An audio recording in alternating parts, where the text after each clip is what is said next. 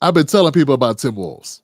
I've been saying, hey, man, Tim Walz, he seems too nice a guy to be that nice a guy, you know? Whenever I met somebody who seemed too nice, they were too nice. There was something wrong with them. You know what I'm saying? And that's just my spidey senses tingling. You know what I'm saying?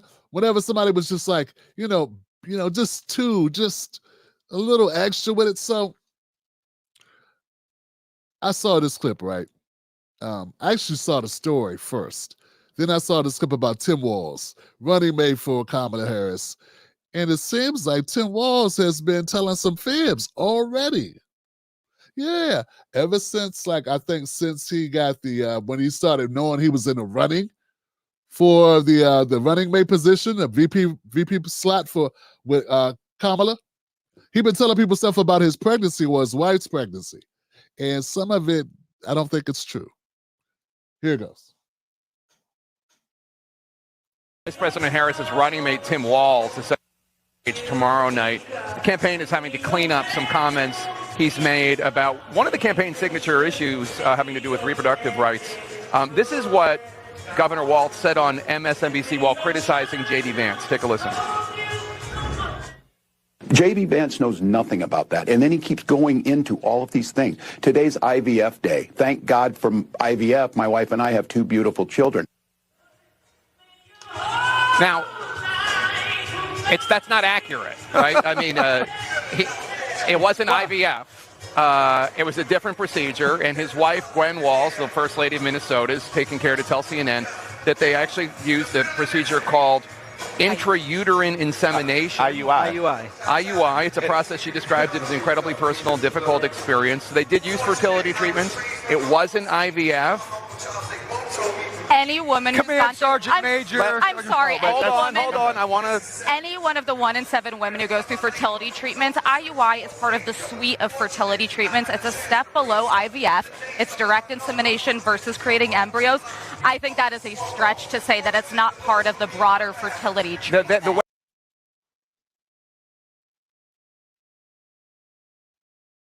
So let me get this right.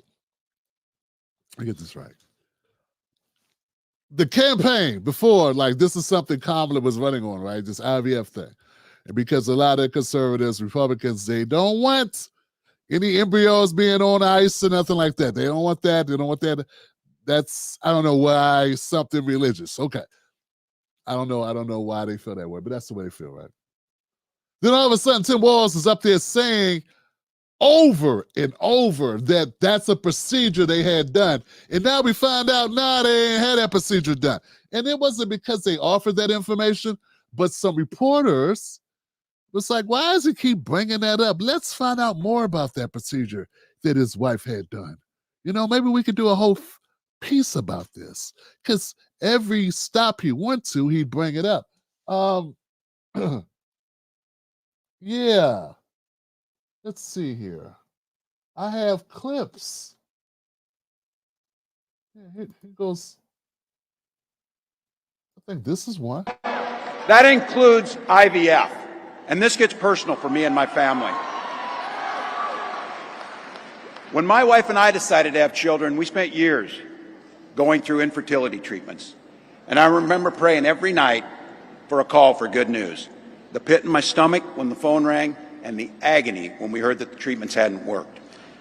So it wasn't by chance that when we welcomed our daughter into the world, we named her Hope. Yeah, see, remember how he started the conversation? Look, that includes IVF, and this gets personal for me and my family. Yeah, but it didn't get personal because you didn't use IVF, right? All right, that's not the only time he said it, though, man. He said it a number of times. Said it here. You might have heard this. This is very personal for my wife and I. When Gwen and I decided to have children, we went through years of fertility treatments. And I remember each night praying that the call was going to come and it was going to be good news. The phone would ring, tenseness in my stomach, and then the agony when you heard the treatments hadn't worked. So it wasn't by chance that when we welcomed our first child, our beautiful daughter, We named her Hope.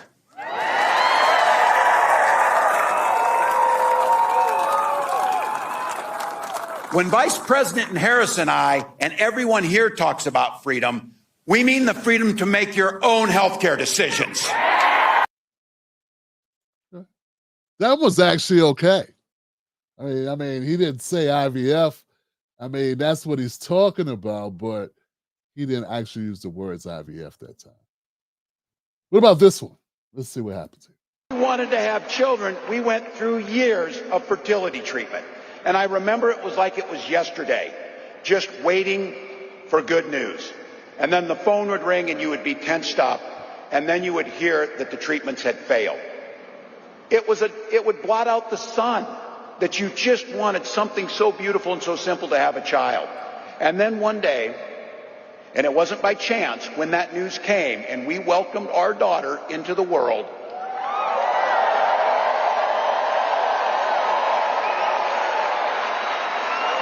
we named her Hope. We named her Hope.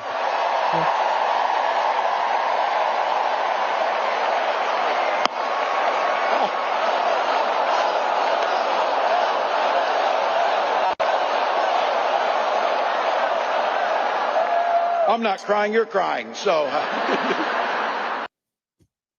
Yeah,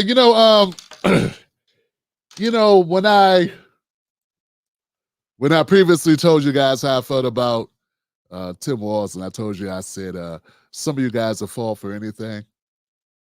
Some of you guys have no street sense. Some of you guys are just mediocre, like you want to fall for anything because it's good for the pocketbook, like some of the reporters or commentators. They're not that stupid. Like, I stand by it.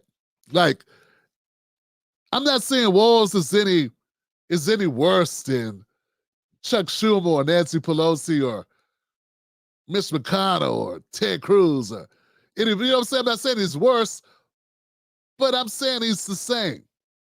That's what I'm trying to say. He's a politician, dog. Yeah, that's what he is. I don't care if he started.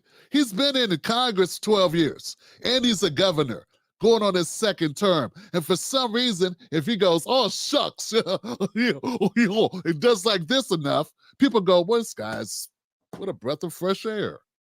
Wow, this guy is amazing.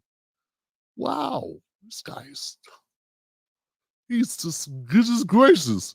Gee Willikers. He's right out of a Fargo movie. Yeah. And all I'm telling you is, to me, he's a bad used car salesman. That's what he is to me. And I want people to just be who they are. I don't like the over-the-top nonsense, the pulling of the ear. This ain't damn Bullwinkle. Damn Bullwinkle. This isn't I Dream of Jeannie. Remember she used to do something with her nose or something, the ear, shit would disappear or something. My mom wouldn't let me watch it because she was a Jehovah's Witness. And she said, you can't watch that. That's magic. That's the devil. It's like, Mom, it's just a lady in a swimsuit doing like this, you know. The point is this, man. Point is this.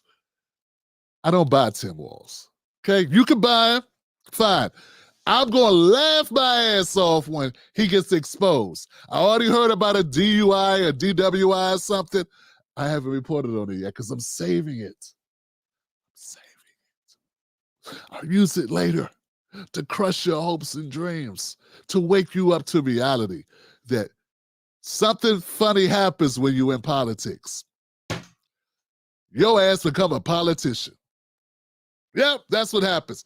It's the same thing happens if you become a teacher. If you start teaching and you get in the public school system, you become a public school teacher. That's right. If you go on the NFL, you could go on there with a certain attitude. But if you start playing professional football, you become a professional football player. And if your ass becomes a politician on a national and a federal level, your ass becomes a politician. Sorry, that's what happens. That's why Bernie sold out. That's why AOC sold out, because that's part of politics. It's selling out. And I learned the hard way. Some of you guys know I learned the hard way. I learned the hard way. Okay? Right? Because I used to get criticized for it. Oh, Tim Black, you believe in this person, you believe, you dummy. I was like, no, this person really means well. They mean well. They seem like they just need help and support. I don't want to stab them in the back. Like they're really trying. And it's like, okay, I can't explain that one. Okay. Oh, did that too. Oh God.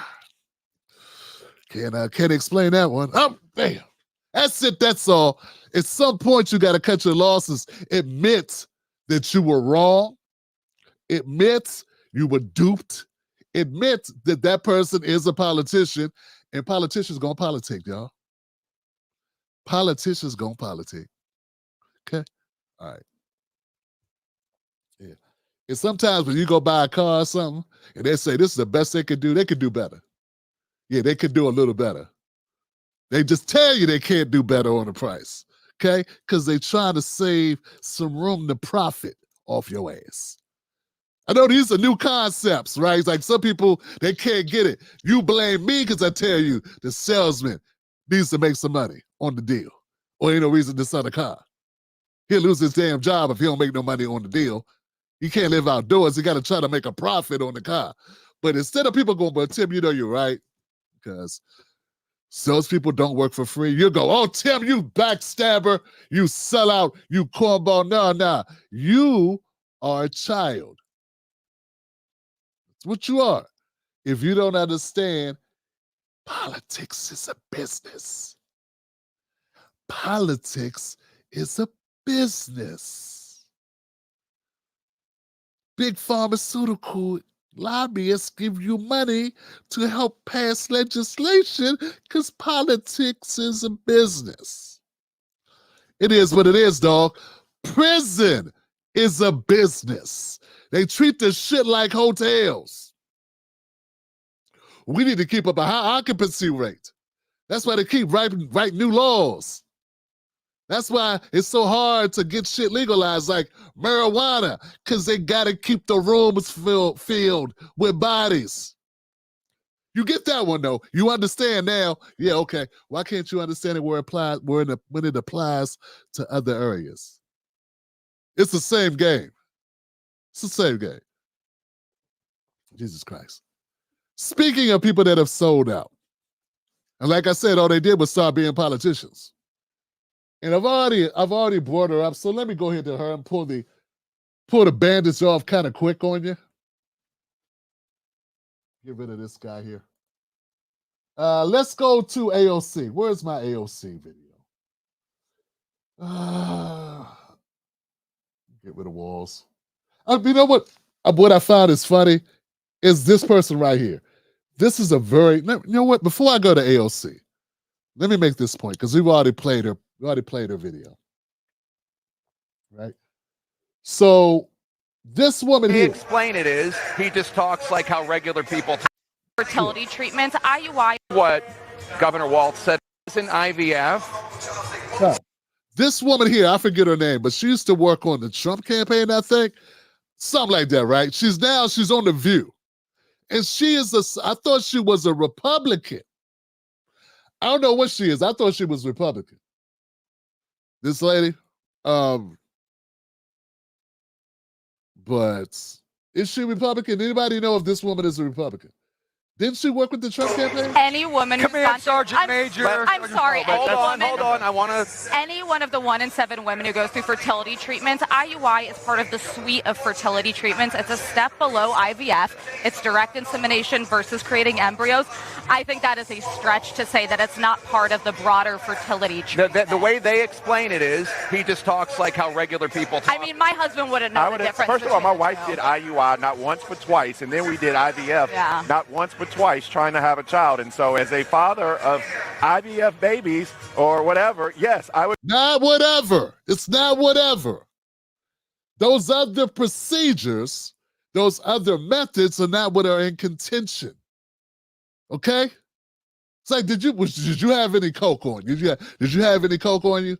If you had weed, that's different drugs. They're both drugs. But we're pulling people up for coke right now, okay? That's what we're looking for. Look, people with coke got coke. You got coke on you? Well, you had weed. Now, that's not the same thing. That's sort of, see what I'm saying? But see, what I want you to understand, folks, what I want you to get is we got one party. That woman talking that's defending Tim Walz is a Republican. And she's defending Tim Walz. Case in point, here's this, here's this. I want people to get this, man. This is important. Right? This is important. Where's my, did I record it or did I, Andy Bashir, AOC? Let me add that. Let me add this one before I forget her. Please welcome New York Rep. This is coming soon. Okay, but no, let's remove that. Video file. Let's see. Hold on, guys. Is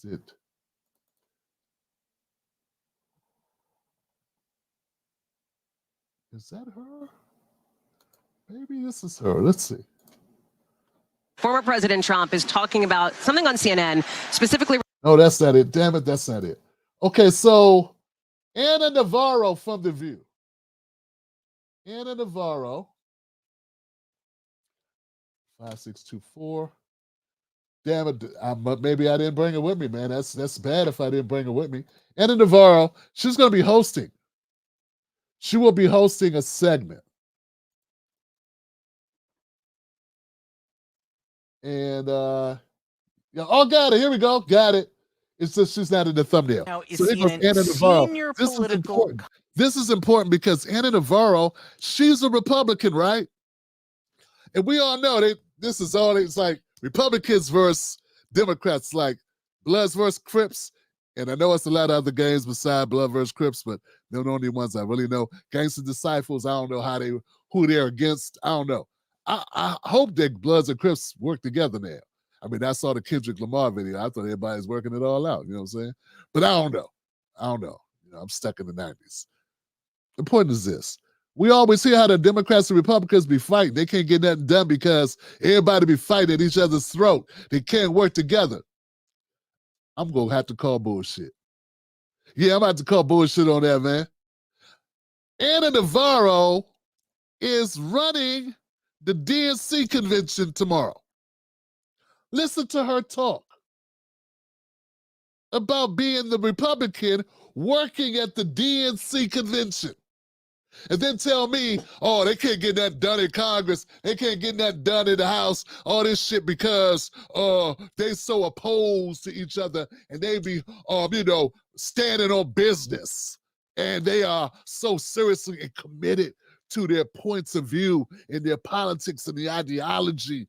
And these people they're patriots and they're for the Constitution. And these people are for liberal and they're for freedom and rights and all. Like, so, check it out. Commentator who will serve as a host tonight at the Democratic National Convention. Ana Navarro. Most certainly not a white male. You are not a white male, as you correctly point Latina out. firebrand is Thank what you for I that call fact check. By the way, the term, I think the correct political term is white dude. I told Mark Preston today he's doing this all wrong. If I can speak on behalf of it, we'll answer to anything. But Ana, you say you're not a white dude, a white male. One thing you were for a long time is a Republican. Mm-hmm. I mean, I met you. You were working for Jeb Bush and Mitt Romney and John McCain. Like, you're running the show here tonight at the convention. What does that say? Look, yesterday when Joe Biden was speaking and he had that moment, I love my job, but I love my country more. And I think people need to heed those words. We need to love our country more. So for me, when Donald Trump became the nominee, when Donald Trump, it was clear he was going to win, that was it for me. I didn't need to see him for 4 years. I saw him come down an escalator and I knew exactly who he was. I remembered Maya Angelou's words. When they show you who they are, believe them the first time. Yeah. And I did.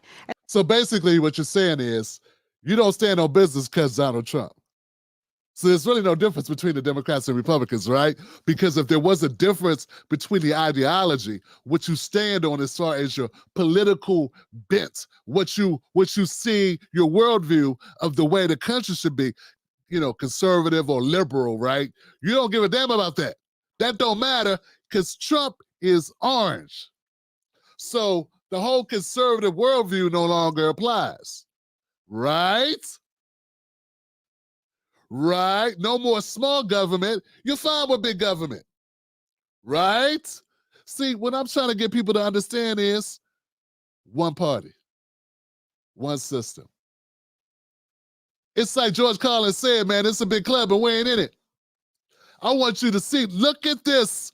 This is a perfect example. But it's one thing for me to say it, it's one thing for you to hear other people say it, but when they say it, clean out the ears and listen. They're telling you.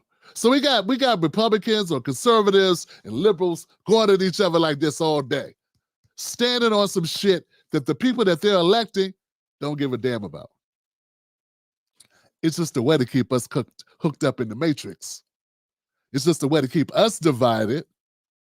They're fine. They hang out with each other. Listen to her. She's going to talk further. She's going to tell you. I think she's going to talk about her relationship with Kamala. Kamala accept the nomination here, and I am incredibly excited, elated to help my girl Kamala accept the nomination here today. I've known her for about 7 years, and she's my friend, and I am thrilled to see that America is getting to see the Kamala Harris I have known, because I think for a couple of years. And think about this. Think about this. Think about it the other way. Don't just think, because I know some people, they like, oh, they start playing the violin and shit. They're like, see, we can get along. We all together. La, la, la. Now, think about it this way. Kamala is supposed to be standing up for Black Americans. I mean, that's why they keep telling me she's so Black. And to question her ethnicity is so wrong. And really, when Black people say that, when Black people are questioning it, they're really questioning if she has any solidarity with us. Because the system has been so stacked historically against Black Americans, there are certain Black people that still hold out hope that Black people can fight for Black people because we're so disenfranchised in this country. You know what I'm saying? I mean, don't get me wrong, a lot of white people have it bad. It's a lot of poverty in this country. There's a lot of people underemployed. It's people working 2 and 3 jobs. I've met some of them. And for real, some of them are teachers. Some of them are professors.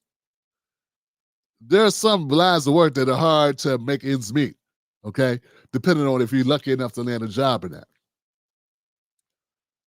But those white professors and those white folks working those jobs, they're not out of luck because they're white. They're out of luck because they're out of luck. It's a little bit different. But anyway, the point is this. Some Black people still believe that there are other Black people that will, that were given an opportunity, they would try to right the system. They would try to fix things so that things would be more equitable. And when they talk about Kamala not being a sister or being a sister, they're kind of holding out hope that that she will have a strain of that in her, that she feels like, you know what, what's the saying? Be that for the grace of God, that could be me or whatever, something like that, like kind of understanding the plight of other Black people because of the historical nature of the disenfranchisement. The thing is this, she good friends with Ana Navarro, a devout Republican conservative. They root for each other, they're pals, and whatever they standing on don't even matter. And I know you want to say, good. Nah, man, see, their job is to come in and fight for the ideals that they're supposed to hold. I don't think when you're best friends, when you're best buds, and the other guy's wearing the other jersey, that you're supposed to rock together.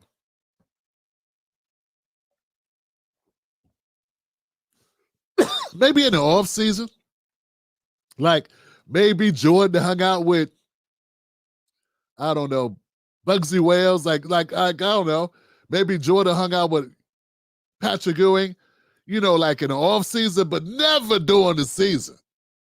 And when you're in Congress, when you're in politics, you're always in season. There's never a break. It's not like baseball season and now you get to chill. I just want people to open their minds up to the fact that we have one party. Money, baby. Money. That's it. Money. Power. Job security. Lobbyists' money. Hands look like cups they be begging, taking money from lobbyists. If not, why is Ana Navarro going to be working the door? Not just working the door. She's going to be running the show tomorrow. And look, and if the lights work tomorrow at the DNC, and she ain't booby trapped that son of a gun, if there's somebody gonna have a slip and fall, if nobody pulled the fire alarm like Jamal Bowman, then your answer is right there, isn't it? Isn't it? Wake up and smell the coffee, man. It's just, hey, look, don't shoot the messenger. I'm just showing you. I'm showing you what it is, man. They don't give a damn, Johnson. They just hope that you do, so they can keep this game of cops and robbers up until the movie's over. You know what I'm saying? All right. I really want to know what you think about this, because I think this is very telling, and I want more people to understand what's happening. Now, I spoke earlier about people selling out, and I want to jump to this just because I remember when people were telling me about this system, man, they were like, Tim Black, man, no. And like, I was dumb at the time. I was like, well, you know, she young. What does she know? You know, like, I'm a person, when you're a younger person, like, I'm an old guy, you know what I'm saying?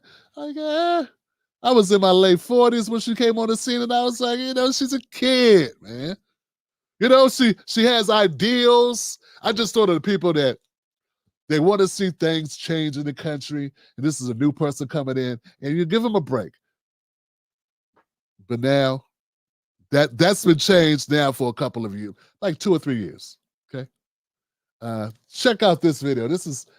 You'll know who it is as soon as it starts. Please welcome New York Representative Alexandria Ocasio-Cortez.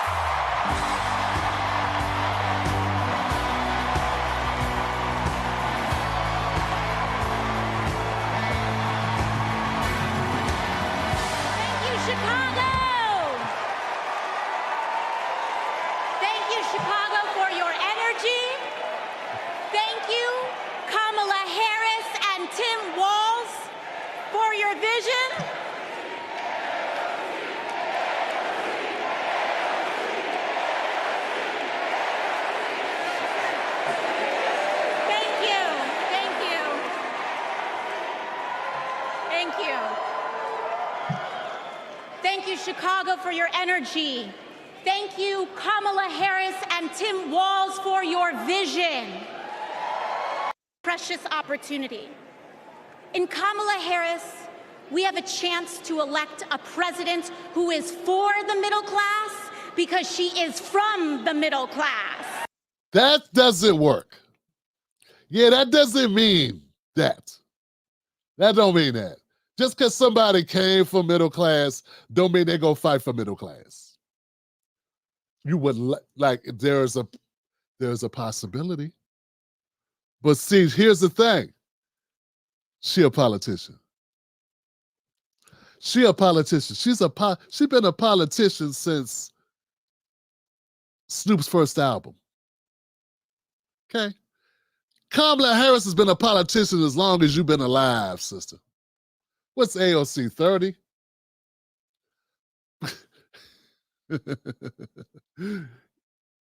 Kamala's been lying for a living and living for a lie. And look, that's her job to a large extent. That's the problem I'm trying to expose. And to my sister that said, Tim, it's only one party, FBA and everybody else. We talk about politics. I understand what you're saying, but you do understand there's a Democratic Party and a Republican Party, and those are, I'm trying to make the point that they not that different, that they're one party. You do understand in America we got political parties, right? Anyway, let me keep going, man. I'm sorry. I don't know why I got off track. Why I read the comment section. Damn. I hate when I do that. Why I do that? No, really, because we FBA, so, you know what I'm saying? So, man, I'm talking about politics, man. What about politics? Okay. AOC's full of shit, okay? This Kamala is the greatest thing that ever happened to America. This is BS, okay? I would say the same thing about Trump or about J.D. Vance or about anybody. I want policies out of them. If you push them, policies come out. Like if you grab them hard enough and shake them, policies fall out their pocket. If you don't grab them and hold them upside down and shake them, don't nothing fall out their pockets. Okay? You got to grab them and shake them. I remember when I lived in this area of quick story. Back in my early mid-20s, right? Me and Mrs. Black, our money wasn't right. Our money was funny. But wasn't nobody laughing. You know what I'm saying? We was living in this area called Dodge View in Landover, right? Stand up if you from there, near Palmer Park, right? By the 25-hour store on 202, if you from the Prince George's County area, right? Okay, so in this area, there was a lot of violence and there was bad things. And in the apartment complex, it was kind of janky. You know what I'm saying? It was the hood, man. It was very much the hood. I had a great summer, though, man. We used to hang out. We used to drink double deuce, St. Ives. Man, we was chilling, man. But that's not the point. The point is this. When you're young, you do dumb things. But that's not the point. The point is, our damn refrigerator, was it a refrigerator? No, a damn stove kept breaking. It was either the stove or the refrigerator. It's one. Maybe it was the refrigerator. Yeah, it was the refrigerator. Refrigerator kept breaking down on the brother, right? Ain't nothing worse than your refrigerator don't work. I mean, if your stove break, you could use a hot plate. But if your refrigerator break, your food start going bad, man. I'm like, what's going on? We need a refrigerator. And they kept saying, well, we're going to come fix it. Come fix it, and then break again. Come fix it, break again. Come fix it, break again. I woke up one morning, half my food was spoiled, and I was like, that's it. I had enough. I'm up to here. I go to the rental office. Bam, kick the door. Go inside the rental office. I said, I need to talk to somebody about my damn refrigerator. It was like, Mr. Black, we'll be right with you. I said, nah, man, nah. Well, our maintenance worker came by there last week and they said, nah, I don't want, let me see the registered manager. Let me see the manager up in here. So I go back in the back. He's in the back, but he's like, nah, I go in the back. Get out of my way. Go in the back. Manager says, I was like, listen, man, I got a family. I take care of my family. I pay my bills. I'm on time. And my damn refrigerator ain't working, man. And I'm tired of coming down here. I'm tired of getting tickets. I'm tired. Don't send that little dude over, that midget, that dude. He don't know how to fix nothing. He couldn't even fix the sandwich, man. Don't you send him back to my house and fix nothing. Replace my damn refrigerator. That's how I was mad too. I said refrigerator. I didn't even say I left the ref off. You know what I'm saying? You know what I meant. He was like, all right, bro, I hear you, man. I got you. Hey, look. Yeah, look, man. Going over the, what's your apartment again, Mr. Black? All right, going over the apartment 7602. T2. Yeah. Go ahead and take one of the new units. Get a new refrigerator out of one of the new units and bring it on over there and plug it up for Mr. Black. All right? All right. Get that done now. All right. All right, I got you. You good. Yeah, this should be done within an hour. If it don't, hit me back and I'll fire their ass if they ain't done it. I was like, for real? Huh. I'm all sweating and shit. I'm all, for real? He's like, yeah, man, it's good, man. I said, man, bro. I said, fam, I appreciate that, man. I really do, man. We appreciate that. I said, bro, why is it I had to act like that? Why you make me go through all that? If you could just make it happen that easy. He was like, sometimes you got to go through all that, bro. Sometimes you got to act like that to get what you want.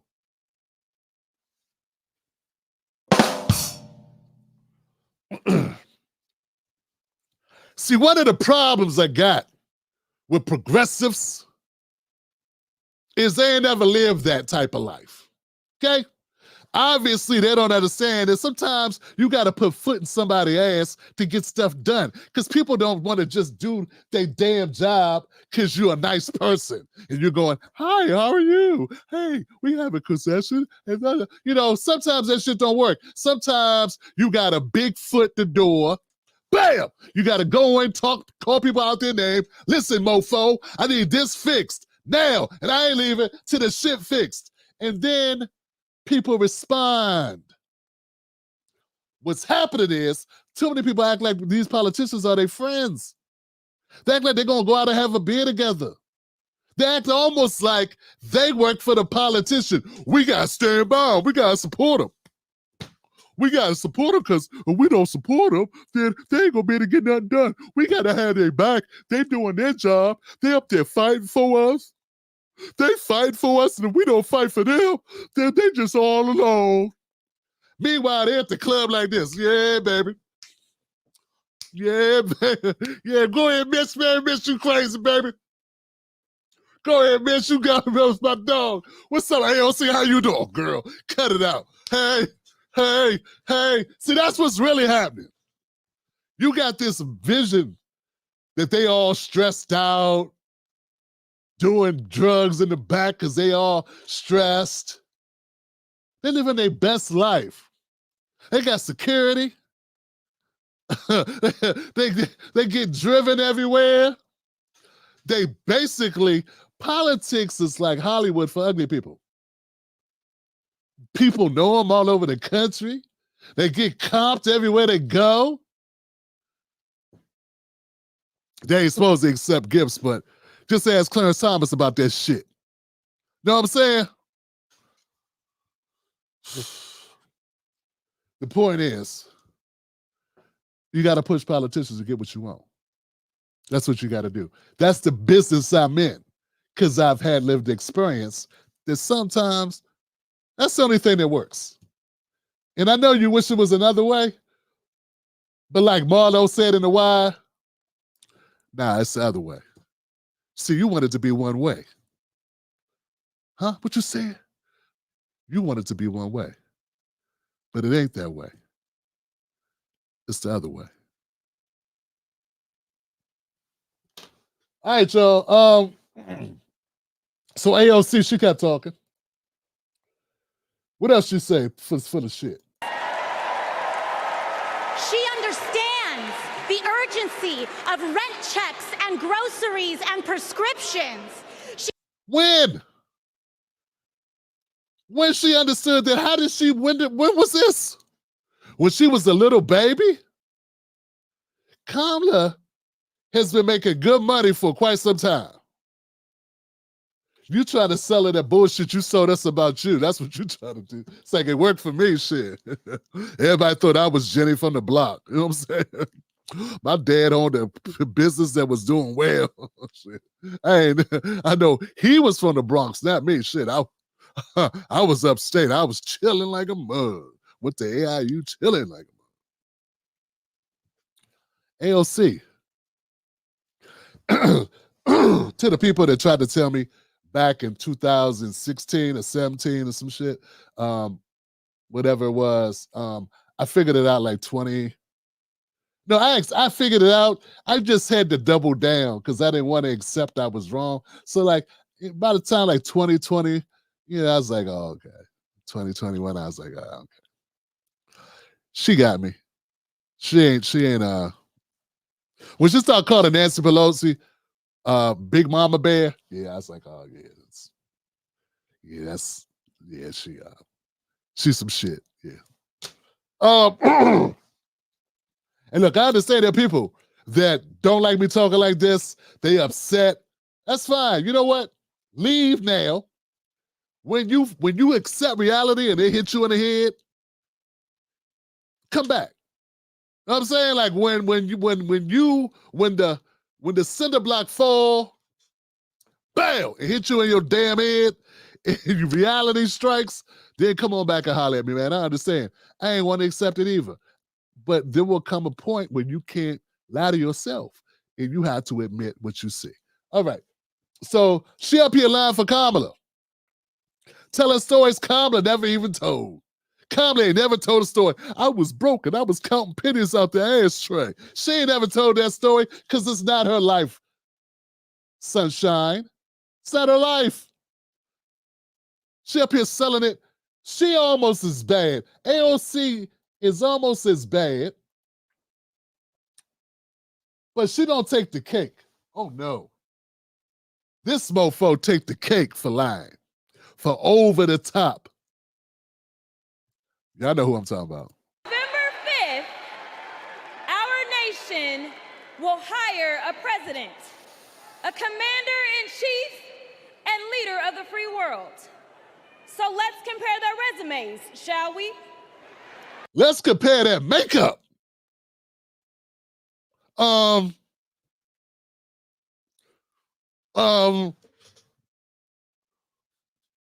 Damn. That like one of the baby memes with a baby giving the side eye. What you talking about, Jasmine? What you talking about, Jasmine? Auntie, we didn't recognize you. That's you, girl. One candidate worked at McDonald's while she was in college at an HBCU. HU. The other was born with a silver spoon in his mouth and helped his daddy in the family business. Housing discrimination, that is. She became a career prosecutor while he became a career criminal. Look how all of a sudden now the Democrats like prosecutors and they hate criminals. I'm just noticing a turnaround of constituencies. I just noticed like they're getting back to their true roots of mass incarceration. I'm just saying, I'm just noticing it. She a prosecutor. Said it with her chest like, hey, she a prosecutor. That's a long ways away from George Floyd rallies. Yeah, it's a long ways away from George Floyd rallies. Yeah, all of a sudden, Tatiana Jefferson and, Sandra Bland, I say her name and all that shit, pew, right out the window, because we got Kamala on deck. And if we start saying we care about, the justice system, even though before this, like a year ago, you was calling it the injustice system, Jasmine Crockett. But now that you got Kamala, all of a sudden, it's the justice system wins. Most people know that shit y'all got Trump on. That shit ain't even a speeding ticket in real life. Like, you know what I'm saying?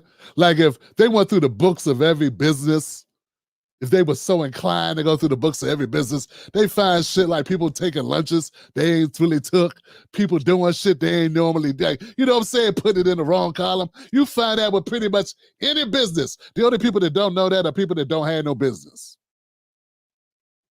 You know what I'm saying? I mean, real talk. And you can say that's defending Donald Trump. Now, that's just defending reality. You know what I'm saying? That's defending reality. Okay? Let her keep going. She gonna go for big air in a minute. With 34 felonies, 2 impeachments, and 1 porn star to prove it.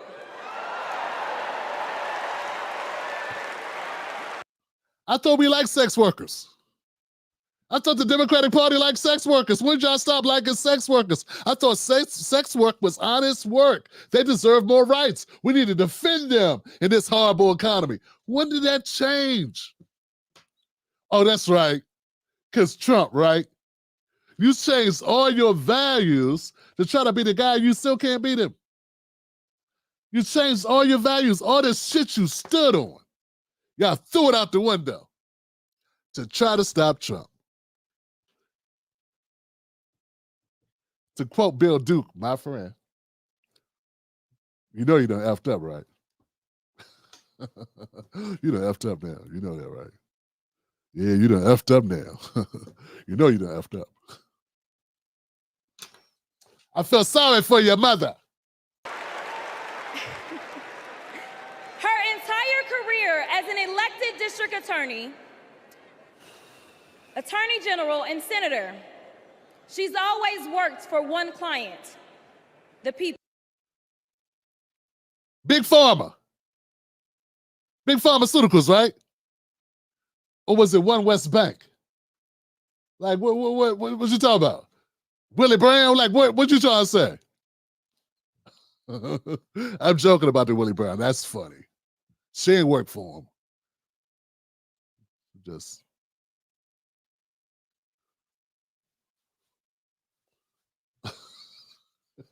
I'm joking, man. I'm joking. All right, so Jasmine Crockett, and I love her name, Jasmine. That's a beautiful name. I love you, baby. Then I keep going, y'all. Meanwhile, he's a 78-year-old, lifelong predator, fraud. Look how they do now. What I tell y'all, now that Biden's gone, now they know where old is. Like, for like, I don't know, 3 years, they was like, what, 80? That's just getting started. He's just getting warmed up. What are you talking about? Been in Congress 50 years. So what? Man, he's just, man, look, man, that's like new. Shit. It's what, the 8-track tape? You ain't had an 8-track? Man, this guy over here tripping because he got an 8-track tape in his joint. Dude, that's the best music. What? White Walls? What's wrong with White Walls, kid? That's where the flavor's at, baby. What? What's it? The back seat? Don't have no seatbelts. Man, who needs seatbelts? You're sitting in the back, BR. Man, we put people on the roof. We used to ride on the roof. Just going up to the corner store, man, that's what's wrong with y'all now. Y'all millennials, man, y'all Gen Zs, man, y'all soft. And cheat, known for inciting violent mobs. Listen, y'all. Hey, man, Jasmine Crockett is not running. Like, she's not trying to run the country. She's trying to run to a nightclub and do some stand-up. Look at her feeling herself. Look at her. Look at her. Pay attention to the body language. This chick is auditioning, man. She want to be in 50 Cent's new movie. She want to play some role in Power. Look at her. She rubbing arms, rubbing elbows with Taraji P. Henson. And look at her. She not doing no damn law work, no legislative work no more. Look at her. Texas, she don't work for y'all no more. She don't work for y'all no more. She work for her. She auditioning. He's only looked out for one person, himself. Who you look out for? It seems like you're looking out for one person right now. I mean, does anybody else get vibes like this is an opportunistic person right here? That's what this is, man. She paid $500 just to get her lips done. Look at this. Nah, man, she put out all the stops. She is working overtime. As women are dying, he is bragging about overturning Roe. And y'all know I come from Texas. And right now in Texas... Oh, put that swing on it. I come from Texas. Go ahead, sister. I love it when people switch up their dialect, try to tap down on the regional, thing. I love it. Come on, Texas. Come on, Texas. But right now in Texas...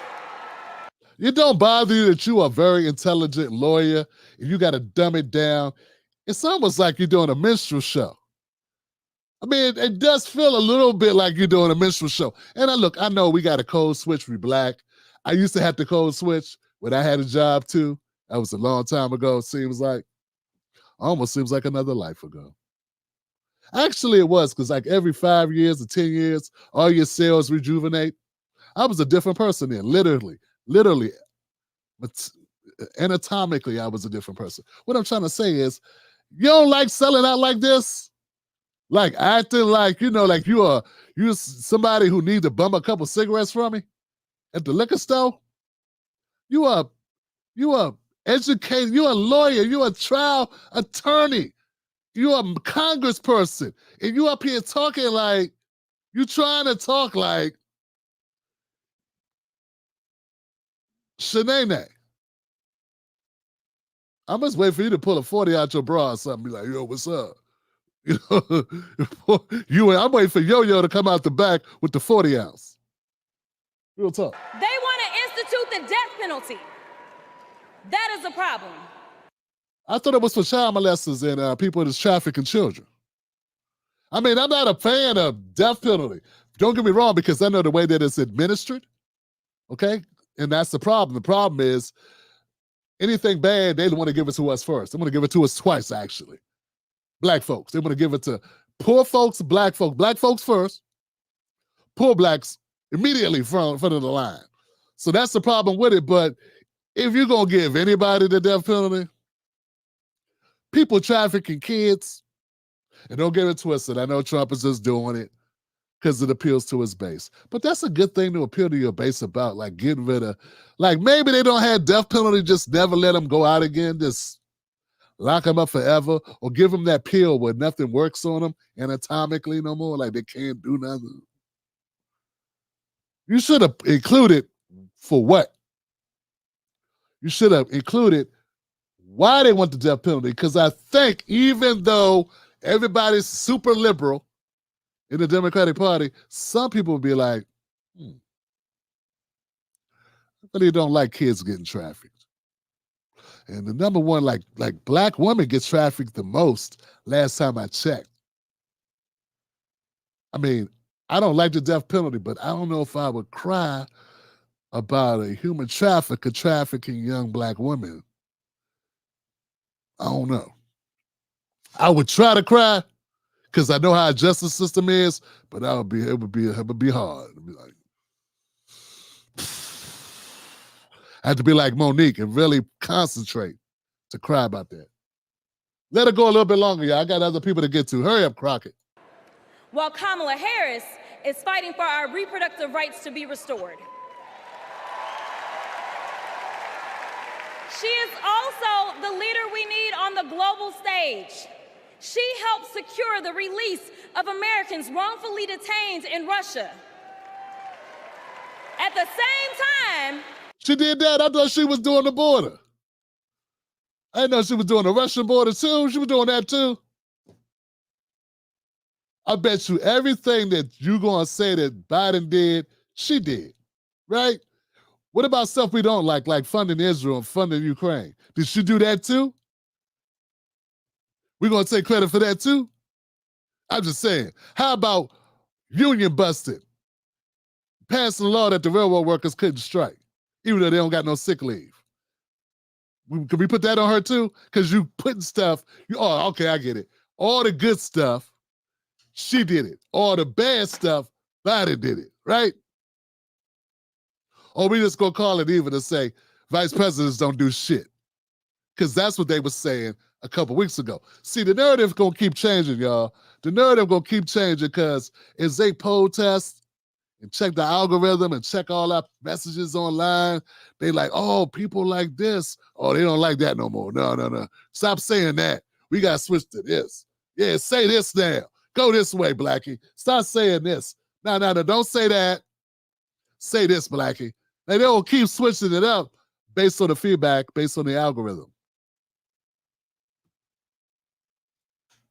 Jasmine Crockett is funny though, man. I could almost do a whole show just on her. he cozies up to his role model, fulfill the promise of America. In the real world, this wouldn't even be close. But this election is. Hold on, y'all. Kamala Harris is fighting to fulfill the promise of America. In the real world, this wouldn't even be close. But this election is. Hold on, man. While he keeps our national secrets next to his thinking chair. Rap sheet. Hold on, y'all. Here we go. Or Kamala Harris. Here it is. Here it is. Look at he's lived the American dream while he's been America's nightmare.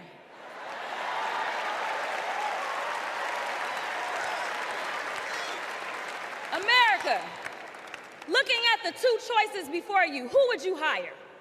Donald Trump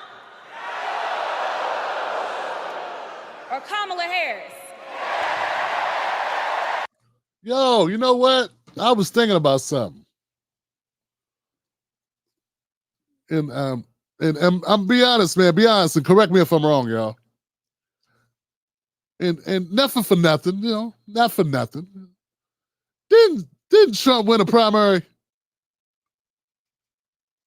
I'm just going back over my notes and shit. You know what I'm saying? Did he win the primary? Like, didn't people vote for him?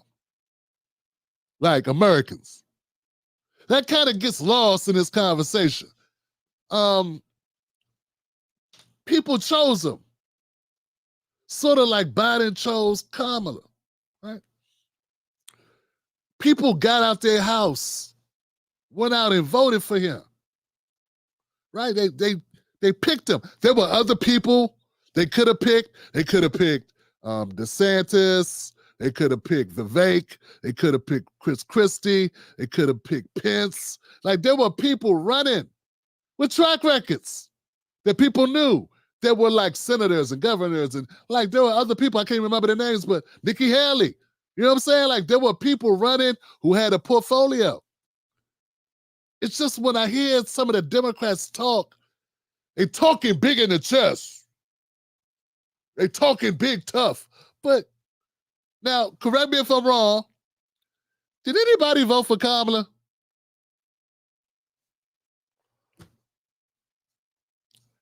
I know they're doing a big show, right? And I know this is inconvenient and shit. This is whack. Not bad, yo. I hate to be that guy, but I gotta be that guy. Y'all talking like somebody chose Kamala, like voters chose her. Y'all talk like she beat somebody for a position, like American and went across the country and she had to go from state to in the heat. Man, DeSantis was eating hot dogs at a fair in Iowa. Kamala wasn't. Like, not only did Trump beat this primary, he beat 3 of them in a row. I know he's Lucifer, right? But you don't really have room to talk if you ain't win your primary. That's all I'm saying. Like, you know what I'm saying? It's like the 49ers played the Chiefs, but if the 49ers didn't win a spot, they couldn't have played the Chiefs. You know what I'm saying? It's kind of, and I know it's football. I know it's football, right? I know. But I'm just trying to make a point here, man. Y'all on some bullshit. And I mean that with all due respect, Congresswoman Crockett. Y'all on some certified bullshit.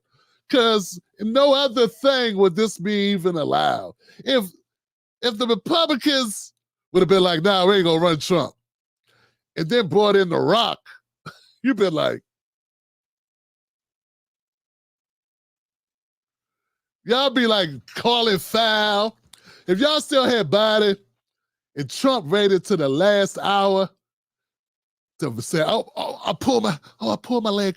You know what I'm saying? Oh, you won't believe it. My leg. You know what I'm saying? My bone spurs are acting up again. I can't do this shit. You know what I'm saying? I'm just saying, it's kind of whack. I'm gonna move on, man. I could stay here all day. Believe me, I could. Because Jasmine Crockett is a lot of work. She is amazing.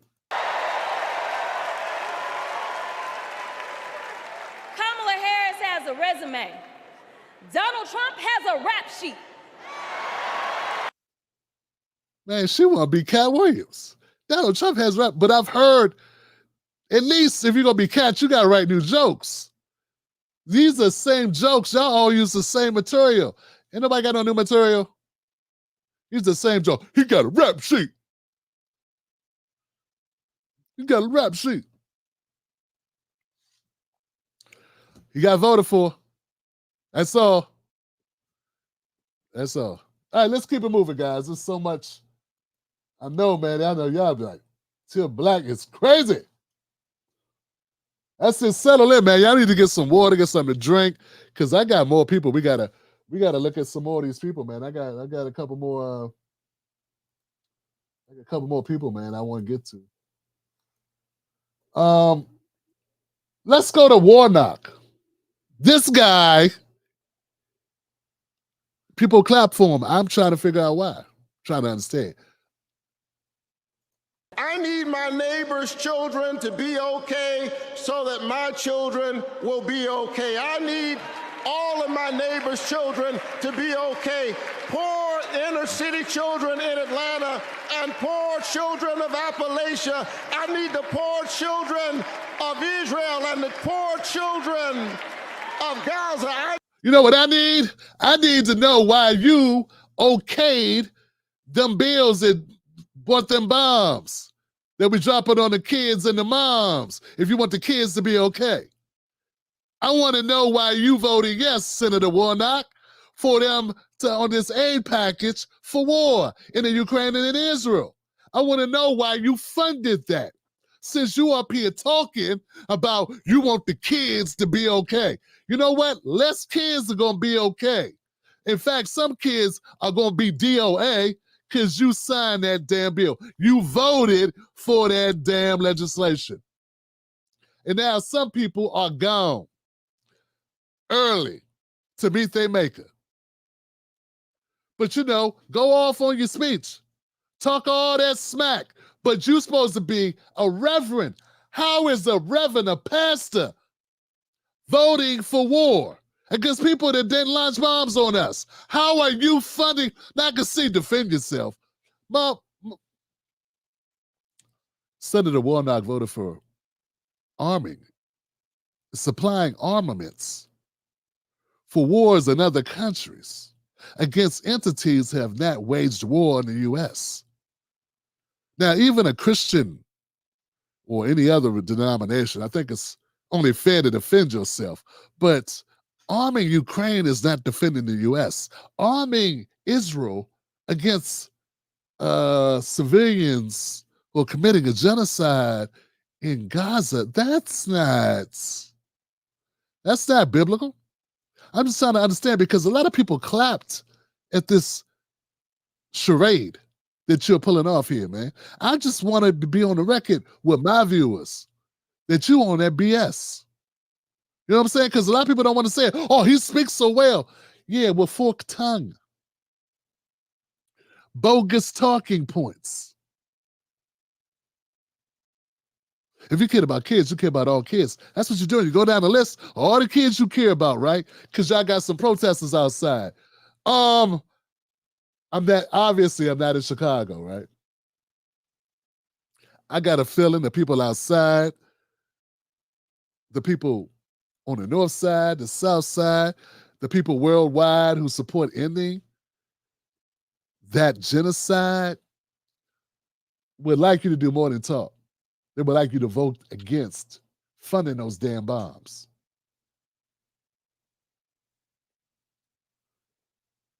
I need Israelis and Palestinians. I need those in Israel and the poor children of Gaza. I need Israelis and Palestinians. I need those in the Congo, those in Haiti. Look at this shit. So you'll stand up and clap for it like talking about it is something. He has a vote. See, I got a problem, y'all. I got a problem when people don't know what Congress is for. They don't know what the Senate is for. Their real voice is in their vote, not in their talk. It's in what they do. When this guy had a chance to do more than talk, he could have talked with his vote. And when they put their bill up, and it's like, how did you vote, Warnock? Do you vote to drop the bombs, supply the arms, or not? He said, drop the bombs. Sometimes you gotta drop a bomb. That's what he said. That's what Bert said. Bert, Purpose like drop the bombs on them. Drop that bomb on me. Yeah. So I don't know why you standing up clapping. You should be throwing stuff at the stage, Johnson. He voted to continue it. Oh, we wanted to end quick. You know how it ends quick? Stop funding it. I know that's crazy, right? Right? If you want to fire somebody from a job, stop paying their ass. They'll stop showing up. You know what I'm saying? If you don't like the job somebody doing, just stop paying them. They'll stop showing up. You know what I'm saying? You got a friend that only around because you buy the liquor. You want to get rid of them, stop buying the liquor. You got somebody want to ride because they ain't got to pay gas money. All you got to do is start saying, hey, where that gas money? Whoop, guess we ain't going nowhere today. See, that's how you do it. If Warnock wanted there to be a ceasefire, he would have voted to stop funding it. And that goes to anybody else who voted for that shit, who want to come out here and talk slick and talk and say things that people want to clap for, but not do things that make people clap. You know what I'm saying? I know you're not used to people talking like this in commentary, but this is the Tim Black Show. This is how we talk, Johnson. This is how we talk. You don't say, oh, but Trump is for it. Yeah, I don't support Trump, dum-dum. I support truth.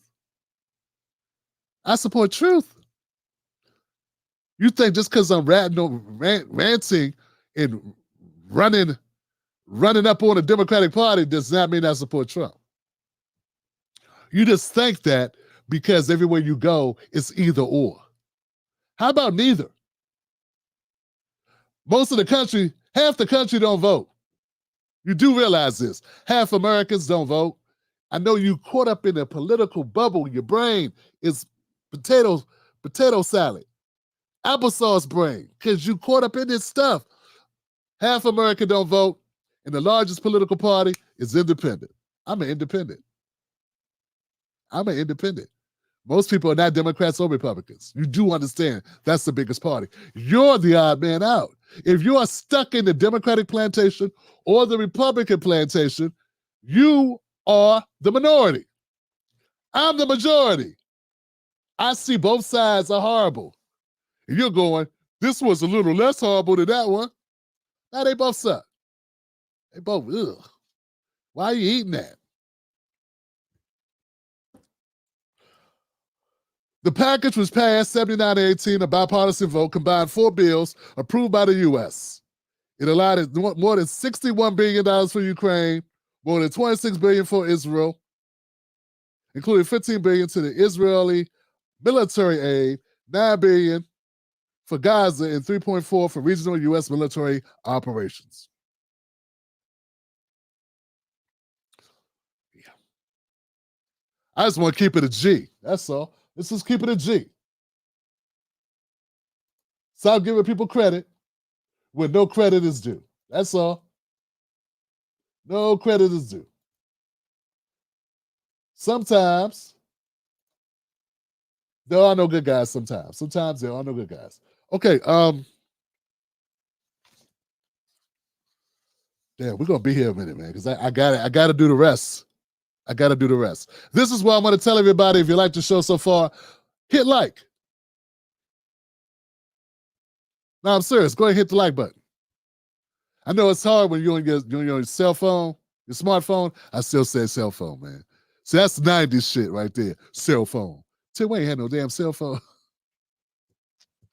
This old dude think we got cell phones. We got smartphones, man. What's wrong with this dude? At least say mobile phone, man. Jesus. All right. Go ahead and hit like on the joint. Let people know that you're rocking with the show. The show has a point. Tell them it's refreshing, right? And look, if you want to do more than just hit like, hit share. And share this joint on your profile. What, you don't want your friends to know you watch this show? Come on, man. I dressed up and shit. I got my jacket on and shit. All right. I want to keep the show going because I got some more content, man. It's about to get even deeper, okay? It's about to get even more real, okay? I want to move over to Hillary Clinton. Can we talk about Hillary Clinton? All right, Hillary Clinton.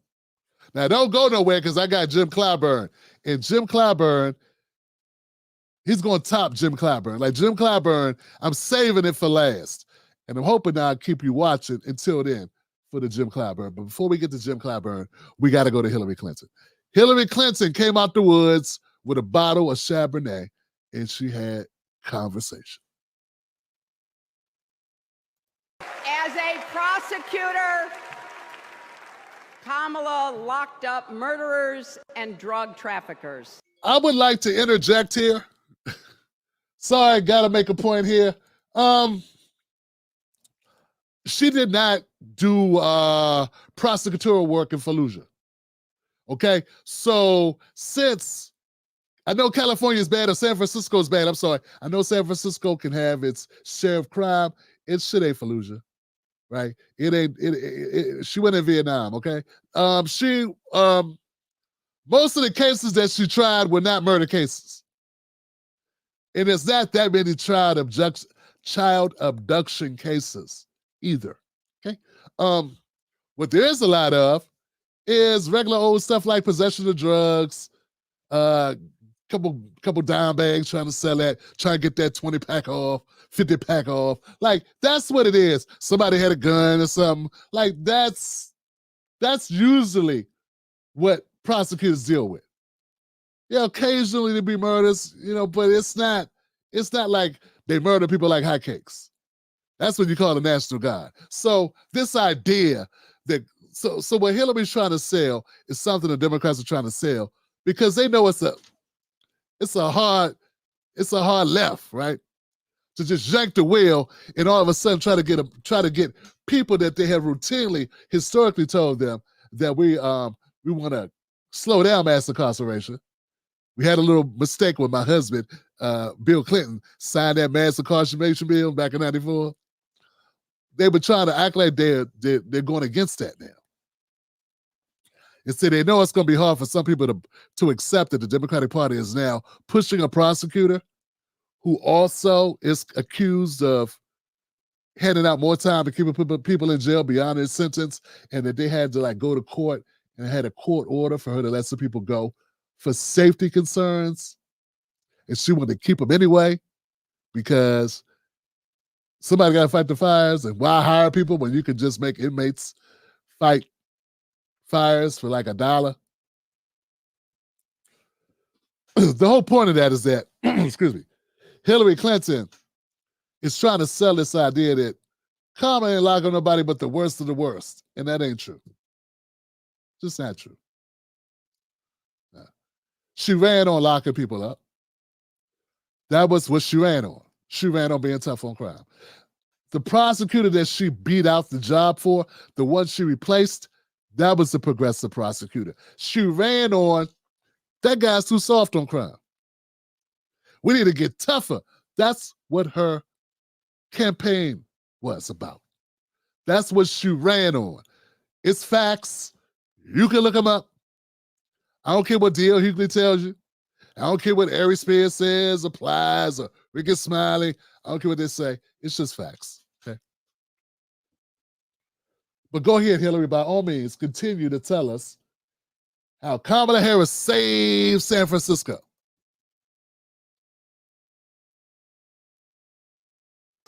She will never rest in defense of our freedom and safety. Donald Trump fell asleep at his own trial, and when he woke up, he made his own kind of history, the first person to run for president with 34 felony convictions. Yeah, that's I told you that's their greatest hits. And I get it, I understand it. I want them to run on what they're going to do for us. See, they did this. I feel like it's Groundhog's Day. Once again, the Democrats are trying to run on Trump is evil. That way they don't have to do shit. If they just say, hey, this guy is Hannibal Lecter, he going to eat you. They don't have to have like a real strong policy initiative because they running on, you don't want Hannibal eats him. You don't want that.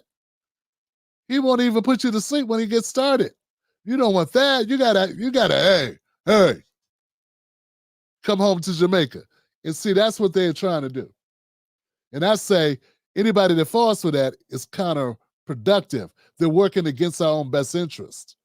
Because, as we stated earlier in the show, guys, if you don't have demands of politicians, they aren't going to do shit. They're going to do for the people that have the demands. That's why Kamala is so dangerous. That's why it's so counterproductive when there are people defending Kamala because she look black. Because if you don't demand nothing of her, then she ain't going to do nothing for you. Your priority, you drop in the priority list.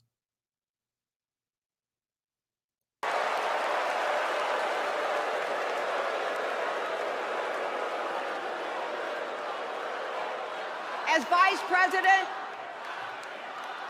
Vice President, Kamala sat in the Situation Room. She sat in there. She did. Did she bring him coffee? Oh, now you're going to say that Kamala made, like, securities decisions? You know what? Why haven't we heard this before? Yeah, man. Why the secrets? And this is what Tim Walz does this all the time. Yeah, like if Hillary's trying to sell us on this idea that Kamala Harris was in the decision room when Biden was dealing with Afghanistan, you know, because she got all this military experience. She got all this foreign, you know, international experience, you know, from being a prosecutor in the U.S. You know what I'm saying? She got all this, yeah. Really, Johnson? And look, guys, maybe she does have, I don't know, maybe she's been reading books. I don't know. Maybe she watched, you know, Red Dawn or, I don't know, a couple movies, Black Hawk Down. Maybe she watched some shit. I don't know, man. It's possible. My thing is this, 030. But my thing is this. If Kamala was involved in these types of decisions, why weren't nobody talking about that before she started taking Joe Biden's job? Like, why weren't we, like, hearing about this for the last 3.5 years? If that's the case, if Kamala Harris has been doing all this amazing stuff behind the scenes, why were y'all keeping this secret? I mean, what good is being in a situation room, he can making major decisions with the president if nobody knew about the shit? Just saying. It's almost as if maybe you making this shit up.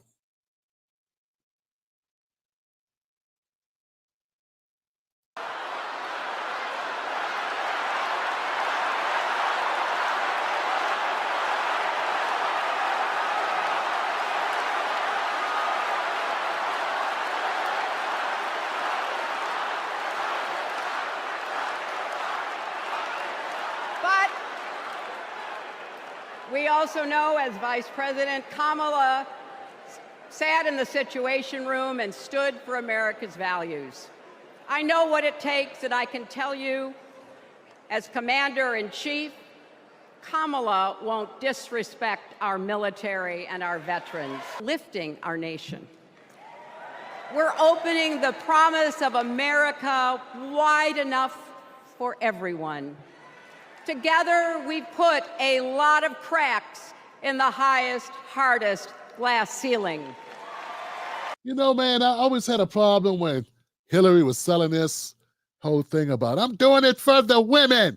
And the women are, you know, we are trying to beat the oppressive state because the women are, we are women, and hear us roar, and you won't hold us down. You will not smother our dreams, and we will dare to dream the big. And I was always like, hey, she do understand that women, particularly white women like herself, they've like been the second most powerful people in the country like forever. You do know that, right? Like, we do know that like white women owned slaves and shit. Like there's a book called They Were Her Property. Because it's about white women owning a lot of slaves. But like Hillary talk like women are just like white women's like, you know. Now I know some white women may have been in some bad situations. But they usually outlive their men and they take all their shit. I mean, white women, they be outliving their husbands and getting all the land and all the property and all the money forever. Sometimes they helped them, you know, unalive. You know what I'm saying? It's just the way Hillary talks sometimes. It was like she kind of forgets that, hey, white women that can, like, black women and white women, sisters, don't y'all be listening too much to Hillary Clinton. Okay? She not you. Okay? She not in a lot of these. Look, I'm not talking about everybody in the 10 Black Wolf Pack. I got some white women who did not like date a governor, marry a governor, and then become first lady, and then become a senator, and then become secretary of state, and then run for, like, you know what I'm saying? There's a lot of white women that didn't do that shit. But what I'm saying is, not all white women have had it as bad as black women. Like, white women weren't furniture. Nobody was going to get somebody's white kid because a white kid allegedly whistled at a black woman. They didn't find no white kids at the bottom of the Tallahatchie River because maybe he might have said something like, nice legs, or whatever crazy shit they made up. And all the other race riots across the country, from Rosewood to Tulsa, fabricated because somebody looked at a white woman, and that's all it took. So it just seems when I hear her talk, it's like everybody won't be, it's like Paul Mooney said. You know what I'm saying? I just keep thinking about Paul Mooney, and I just think, everybody want to be an N, but don't nobody want to be an N, man. And it's like, that's the currency they use. They want to emulate the oppression. Nah, man, I'm not saying it's exactly the same if you're a white man and if you're a white woman, but I'm saying you're white. I mean, Bill Burr said it really good. I would play the clip, but I know it's licensed. It's like whenever Hillary starts talking, it just sounds that way. Listen to her talk. It's like she's saying, like, we don't have it that good. Look, man, affirmative action worked out better for white women than it did for black people. Affirmative action helped white women more than it helped black people. And I don't know if you know this or not, but black people is two peoples. That's black men and black women. So more white women benefited from affirmative action, one group, than black people, black women and men benefited. All the racists don't know that. They think we all got all hooked up. Nah, white women got hooked up more. Because they white. But let's just keep this in mind as you continue to listen to Hillary Clinton. Talk about the struggle. Oh, the struggle. I'm not saying being Bill's wife was a walk in the park, but it was a summer in the Hamptons.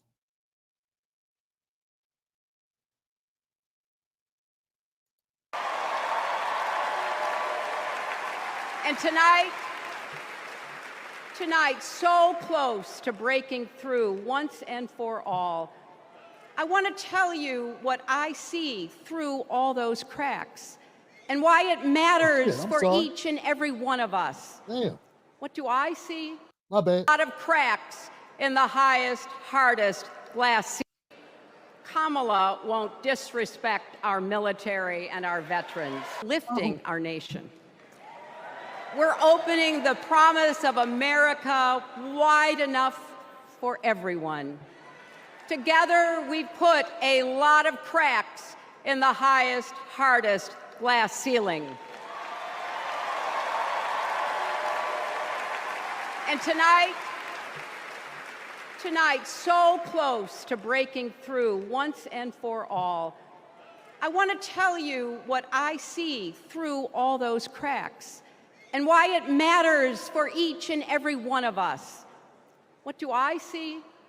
I see freedom.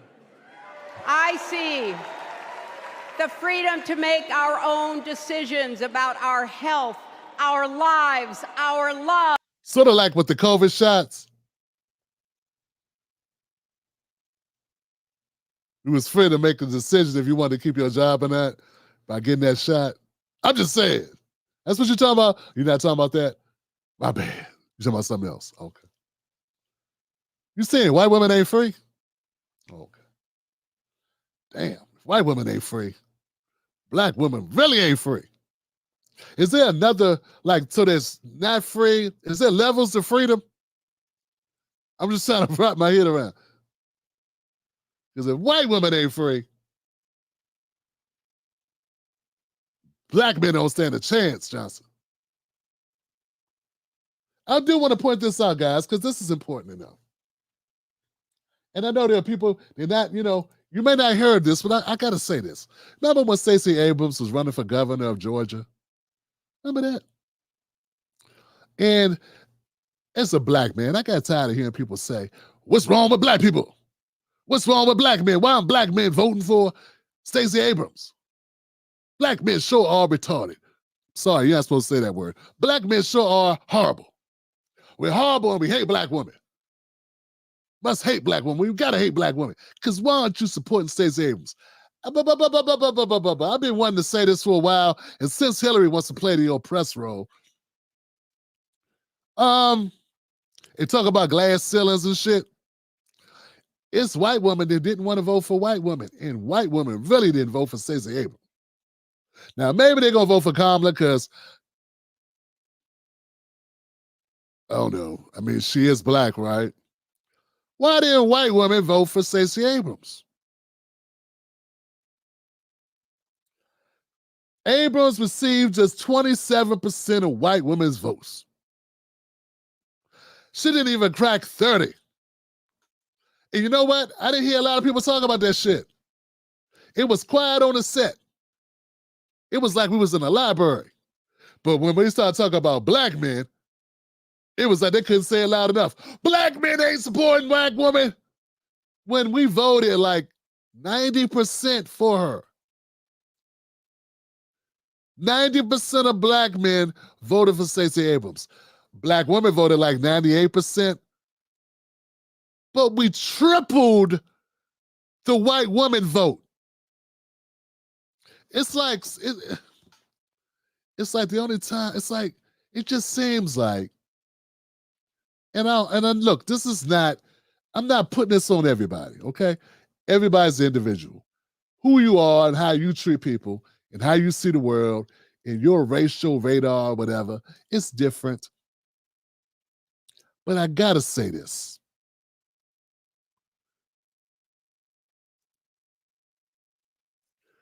I don't like when white women make it seem like they're really down for sisters, black women, when they're not.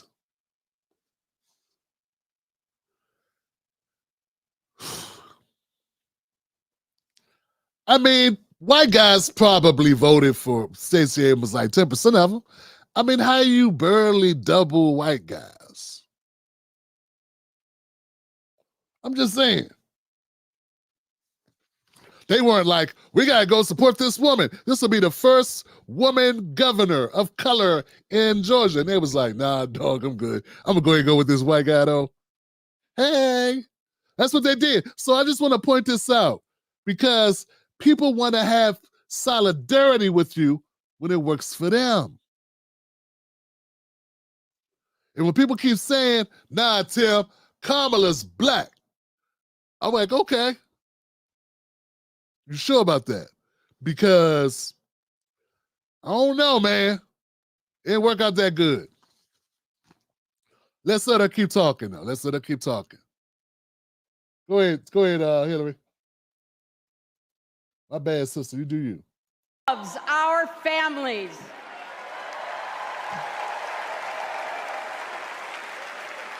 The freedom to work with dignity and prosper.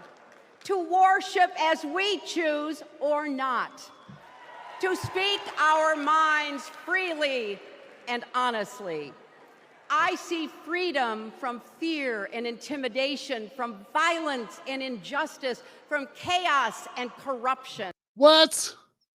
Man, should nobody be laying no hands on nobody? So you trying to say that has something to do with parties or this election? Is if women gonna get hit upside the head?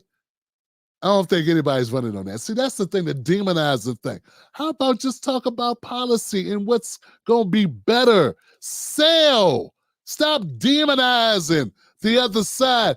Trump needs to stop demonizing Kamala, and y'all need to stop demonizing him and get down to brass tacks about what's going to happen under your presidency. Sell the vision, sell the idea, sell of what they're going to do, right?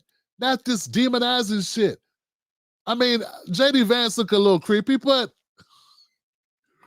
look like the Eddie Munster a little bit. He got a little Eddie Munster with him. But what I'm saying is he's not Lucifer. And I don't think he's advocating for women to for men to be able to reboot their wives upside the head when they start buffering. Get what I'm saying? All right? So it sounds like she said we need to be free from people hitting us. Yeah, we know the jails are full of guys who talk with their hands. Like,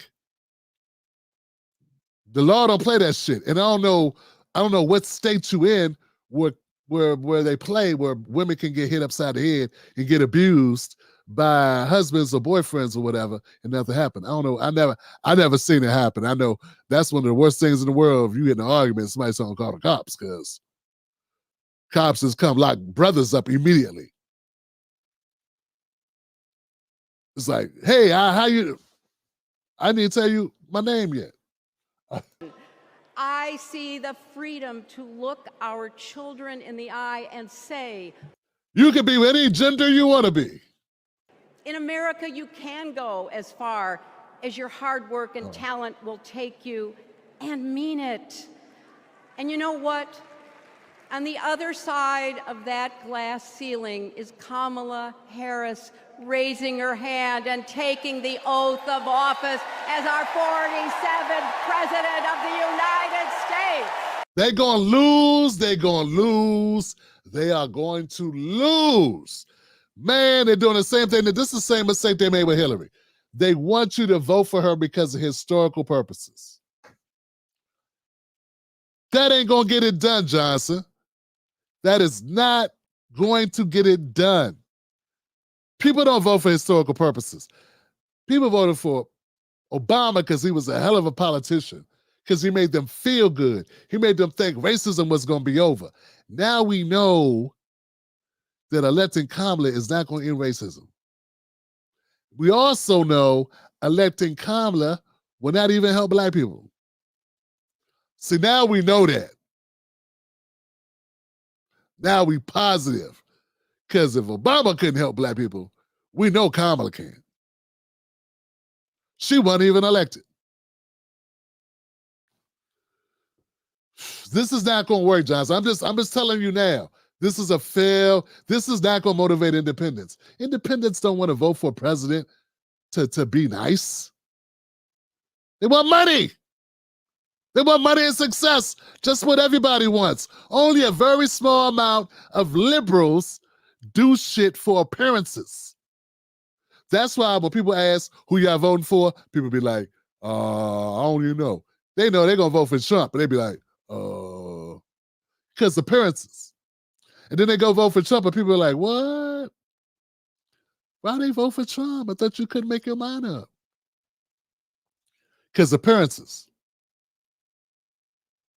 All right, a little bit further with Hillary. You're almost done with Hillary. My friends, when a barrier falls for one of us, it falls. It falls and clears the way for all of us. Yo, what you talking about? No, it doesn't.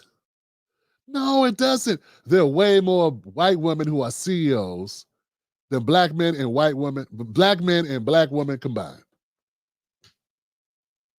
It just is. It just is. It just is.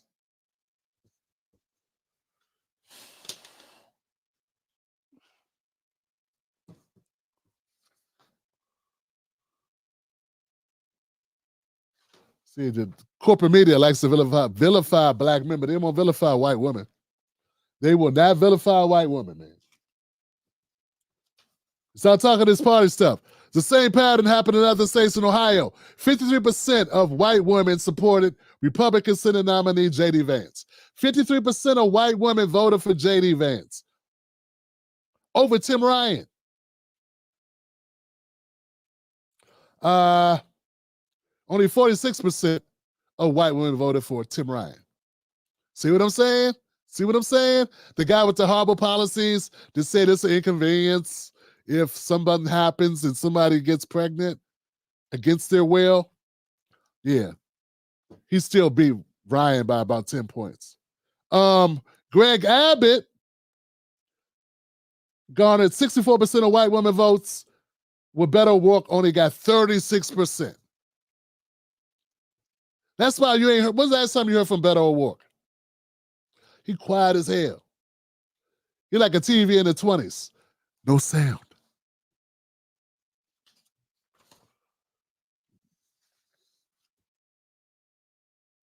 For the next 78 days, we need to work harder than we ever have. We need to beat back the dangers that Trump and his allies pose to the rule of law and our way of life. Don't get distracted or complacent. Talk to your friends and neighbors. Volunteer. Be proud champions for the truth and for the country that we all love.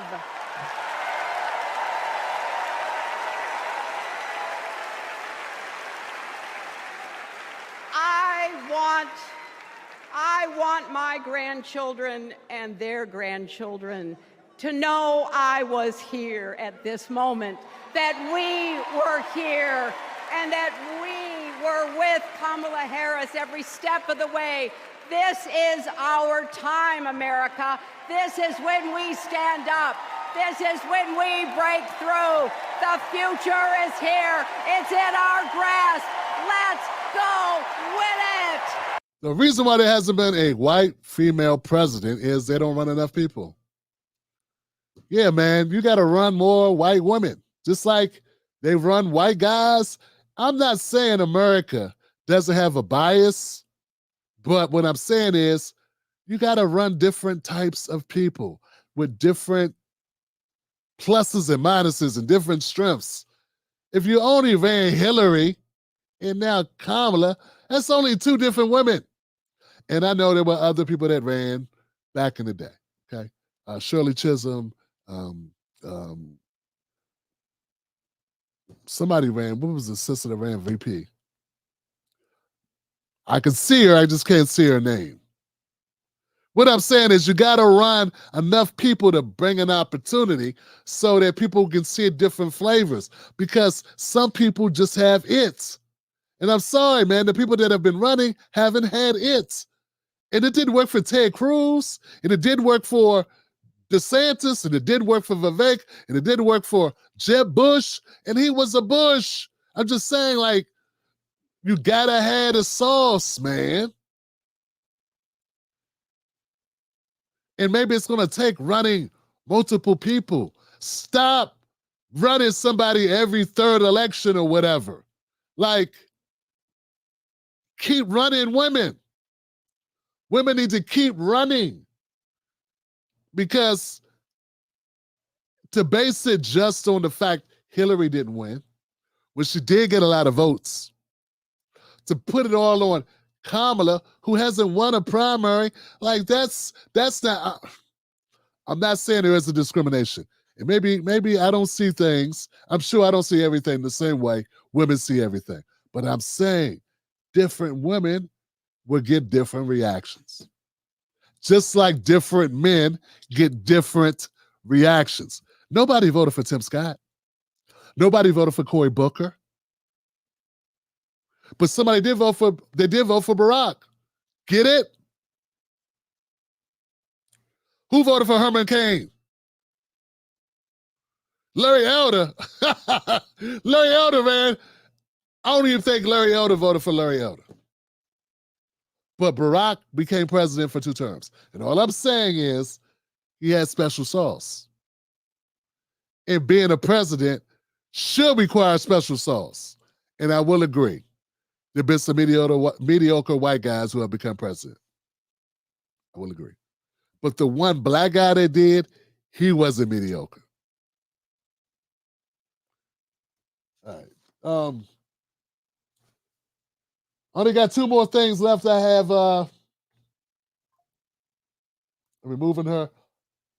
Let's go to Body Bag.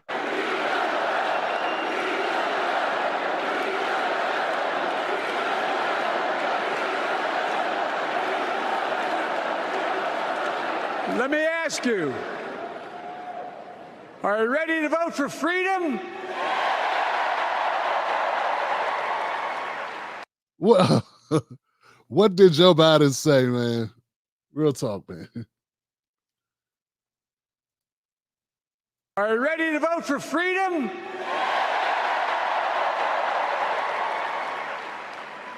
Are you ready to vote for democracy and for America?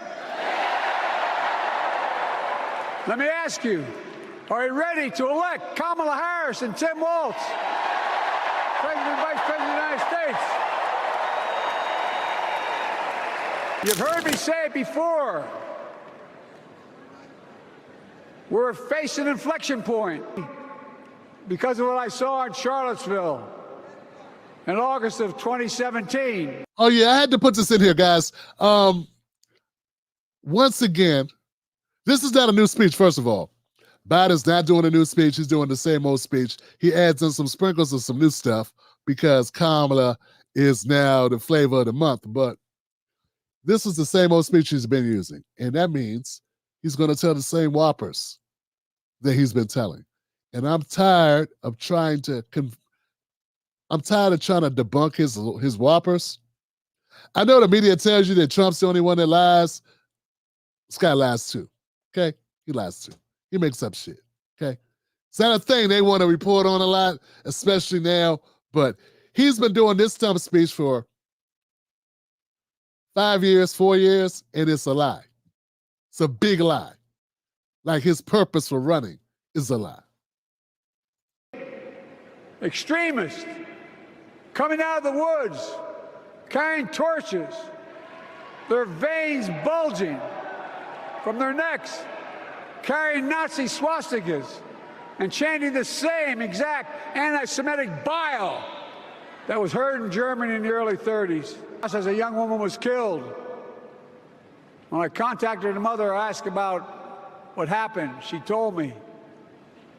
When the president was asked what he thought had happened, Donald Trump said, and I quote, "There are very fine people on both sides. My God." That's what he said. That is what he said and what he meant. And you had some very bad people in that group. But you also had people that were very fine people on both sides. You had people in that group, excuse me, I saw the same pictures as you did. You had people in that group that were there to protest the taking down of, to them, a very, very important statue and the renaming of a park from Robert E. Lee to another name. And you had people, and I'm not talking about the neo-Nazis and the white nationalists, and I'm not talking about the neo-Nazis and the white nationalists, because they should be condemned totally, because they should be condemned totally, because they should be condemned totally. But you had many people in that group other than neo-Nazis and white nationalists. I realized, had listened to the admonition of my dead son, I could not stay in the sidelines. So I ran. Not go to the grave sites in in France. The brave service members who gave their lives to this country. He called them suckers and losers. Who in the hell does he think he is? Who does he think he is? Beginning to fight for 50 years to give Medicare the power to negotiate low prescription drug prices. We finally beat Big Pharma. Yeah, they finally beat Big Pharma. You know how much money Big Pharma gave Joe Biden? $9 million.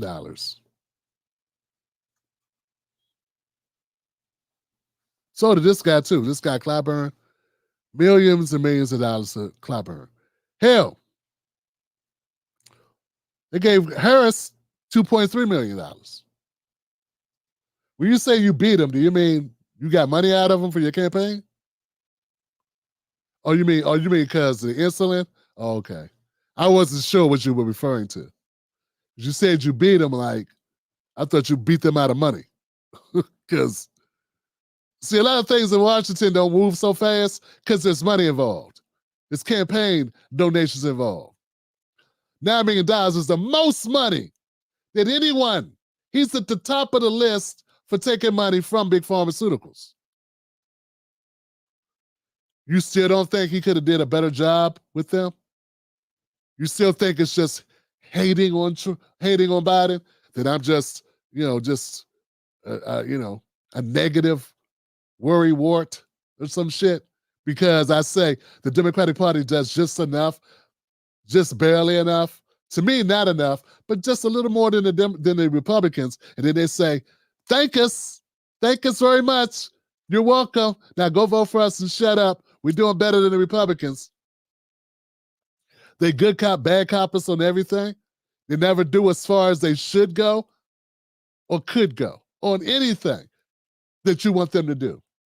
But they have no questions emailing you 1,000 times to give them money. There are even people that are upset that people were demanding it. Kamala Harris put policies up on their website. They're like, what? Trump's Adolf Hitler. Why should it matter what Kamala's running on? You only got one other option. As if RFK Jr., Dr. Cornel West, Dr. Stein, Claudia De La Cruz, as if these people don't exist. Because they effectively try to get them off the ballots so that they don't exist in the electoral process.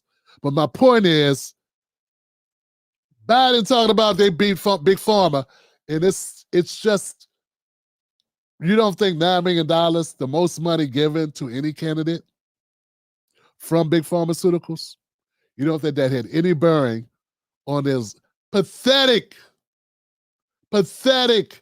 healthcare policy that could be a lot harder. It could be a lot better. Because some countries, you don't pay that. Countries like Israel that we fund. Countries like Germany, countries like Israel, many other countries. I'm not going to go through the list. All right, Biden, take us home, baby. Decision overturning Roe v. Wade, as you heard earlier tonight, the United States Supreme Court majority wrote the following, quote, women are not without electoral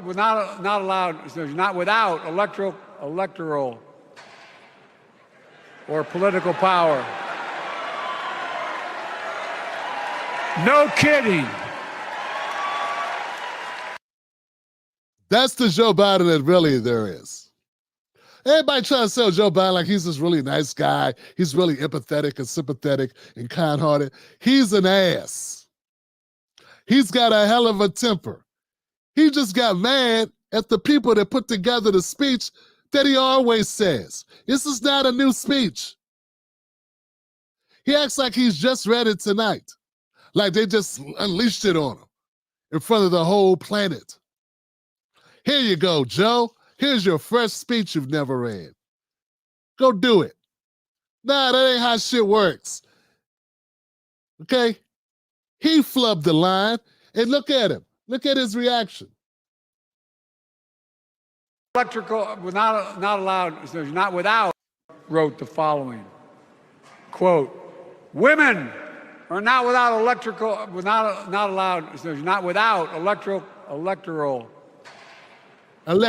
or political power. No kidding. MAGA Republicans found out the power of women in 2022. And Donald Trump is going to find out the power of women in 2024. Selecting Kamala.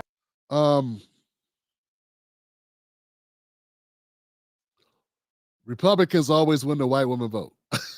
I'm just saying. I'm just throwing that out there. I'm just saying. But we'll see. Maybe things will change because Kamala. And maybe they don't see Kamala like they saw Stacey Abrams. I wonder why. But you know, you ain't here for me. Was the very first decision I made when I became our nominee. And it was the best decision I made my whole career.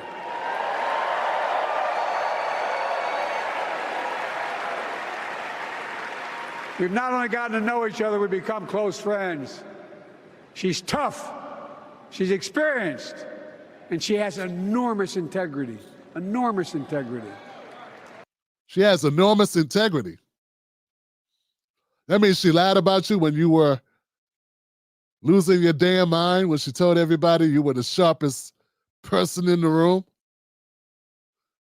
You mean integrity like that when you lie to the country for your good friend Joe? Yeah. These are questions they're going to ask her whenever they get a chance to ask her. If they get a chance to ask her questions.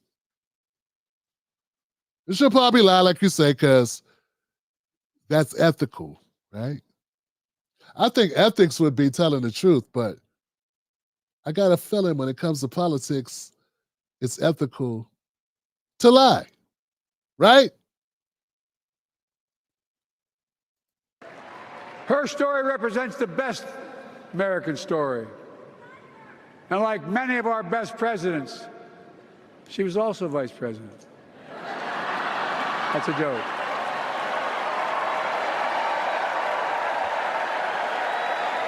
But she'll be a president. Now, I like that line. That was a good line, okay? That was dope, okay? So, you know, we can get credit where it's due. He said, like most great presidents, she was a vice president. And see, it works because he was a vice president too. I know you ain't seen that one coming.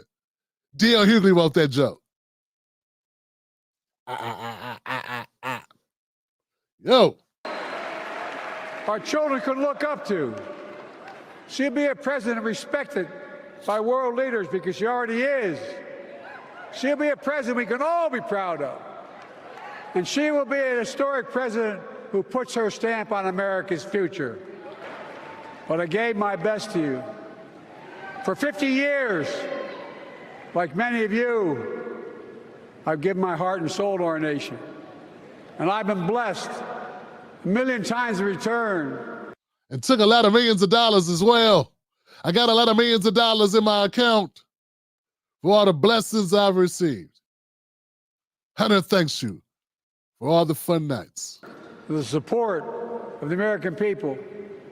I've either been too young to be in the Senate because I wasn't 30 yet, and too old to stay as president. But I hope you know how grateful I am to all of you. I can honestly say, and I mean this from the bottom, give you my word as a Biden, I can honestly say I'm more optimistic about the future than I was when I was elected as a 29-year-old United States Senator. I mean it. Folks. Damn. You came into the job pessimistic?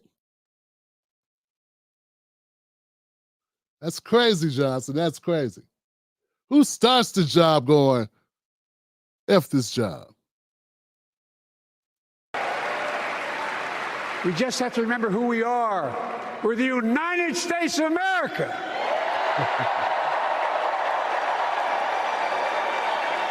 And there's nothing we cannot do when we do it together. God bless you all, and may God protect our troops. Thank you.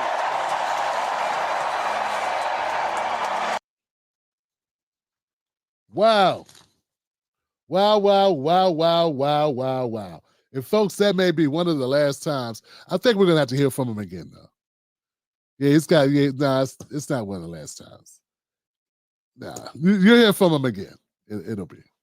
Maybe not that long. He talked for about 50 minutes. I drilled that baby down. Drilled that thing down. to like 7 minutes. All right. Last but not least, you will not believe this. This, my friends, is Jim Clyburn at his most Jim Clyburnish. Yeah, you may have heard me talk about Jim Clyburn before, but this guy is going to knock this one out the park. Oh my God. This is the worst, the absolutely worst that I've ever seen or heard Jim Clyburn. COVID-19 opened up some fault lines in this country, and we are about repairing them. That's what Joe Biden did. And I think that when people are going to look at Joe Biden much the way we look at Martin Luther King Jr. When he said in his speech, it does not matter how long you live, but how well you live. I want to rewind that because I'm sure some of you missed it. COVID-19 opened up some fault lines in this country, and we are about repairing them. That's what Joe Biden did. And I think that when people are going to look at Joe Biden much the way we look at Martin Luther King Jr. When he said in his speech, it does not matter how long you live, but how well you live.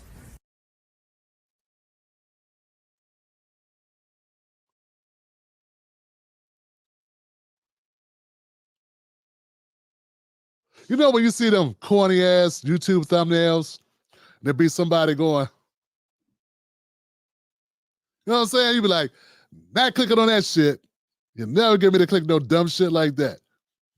But I think it works because people do click on it when they see that. They're like, I won't be able to go to sleep until I know why he's doing that. Eyes all bugged. When I heard that the first time, Johnson, I was like, nah. Because there's a level of ass kissing I've come to expect from Jim Clyburn. You know, there's a level, like, there's a performance that I'm used to seeing, but this performance is so over the top. This level of ass kissery is so, it's the Sha'Carri Richardson of ass kissing. Like, you know what I'm saying? What Sha'Carri Richardson is for running fast, Clyburn is for ass kissing on this. I have never heard anybody kiss Joe Biden's ass quite this way. Jim Clyburn just compared Joe Biden to Reverend Dr. Martin Luther King Jr. Now, don't get me wrong. I keep hearing about the chips. Joe Biden passed the chips. I asked anybody on this channel, I say, hey guys, anybody here got a job working with them damn chips that I keep hearing about? Because I keep hearing us talk about all this money that Joe Biden spent on chips. And no one raised their hand. And I said, you know what? I'm being gracious. If anybody in your family got a job working on these damn chips that Joe Biden keep talking about, please put a 1 up. Not a single one came up. Nobody said yes. I said, well, Joe Biden, he did the infrastructure bill. I said, okay, cool. How many of y'all working on infrastructure? And people would be like, infrastructure? Acupuncture? Nah, I ain't never did no infrastructure. Now I did get a job driving Lyft. So see, I didn't see a whole lot of change in the black community because of the infrastructure. They hiring a lot of the migrants for that. It seemed like, I'm saying. But I'm saying I didn't get a lot of ones on that shit either. That's all I'm saying.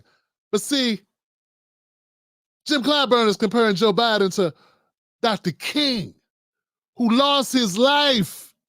He was shot at 39. He was murdered. Ain't nobody shoot Biden. Somebody shot Trump. I'm not comparing Trump to King.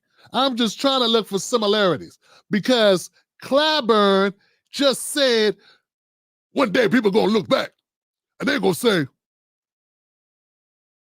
Joe Biden is just like Dr. King. And I can't find a damn thing in King's legacy that resembles Biden at all. Just to remind everybody, King led the Montgomery bus boycott 1955 to 1956.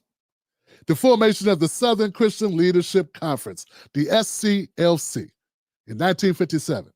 The March on Washington for Jobs and Freedom in 63. The famous I Have a Dream speech. What speech did Joe Biden give that freed people, that made people want to be tall as this wall and go for it all? What speech is memorialized that Joe Biden gave? Oh, the one about there was evil people on both sides coming down an escalator. Trump came, and then I had to come stop him to save democracy. Nah, there's not even a name for that speech. That's just a bunch of bullshit some speechwriter threw together. Or maybe it was some speeches that Joe Biden plagiarized the first time he ran for president that made him have to drop out. I don't know. Nobel Peace Prize. I don't know. I don't think Joe Biden has got the Nobel Peace Prize. What was that Obama put on Biden? Was that a Nobel Peace Prize? I don't think it was. It's like a medal for being a vice president that stayed out the way for 8 years. Didn't say too many dumb things for a change. But King got the Nobel Peace Prize in what year? 64. Civil Rights Act of 64. Yeah, Civil Rights Act. Joe Biden couldn't even pass the George Floyd Policing Act.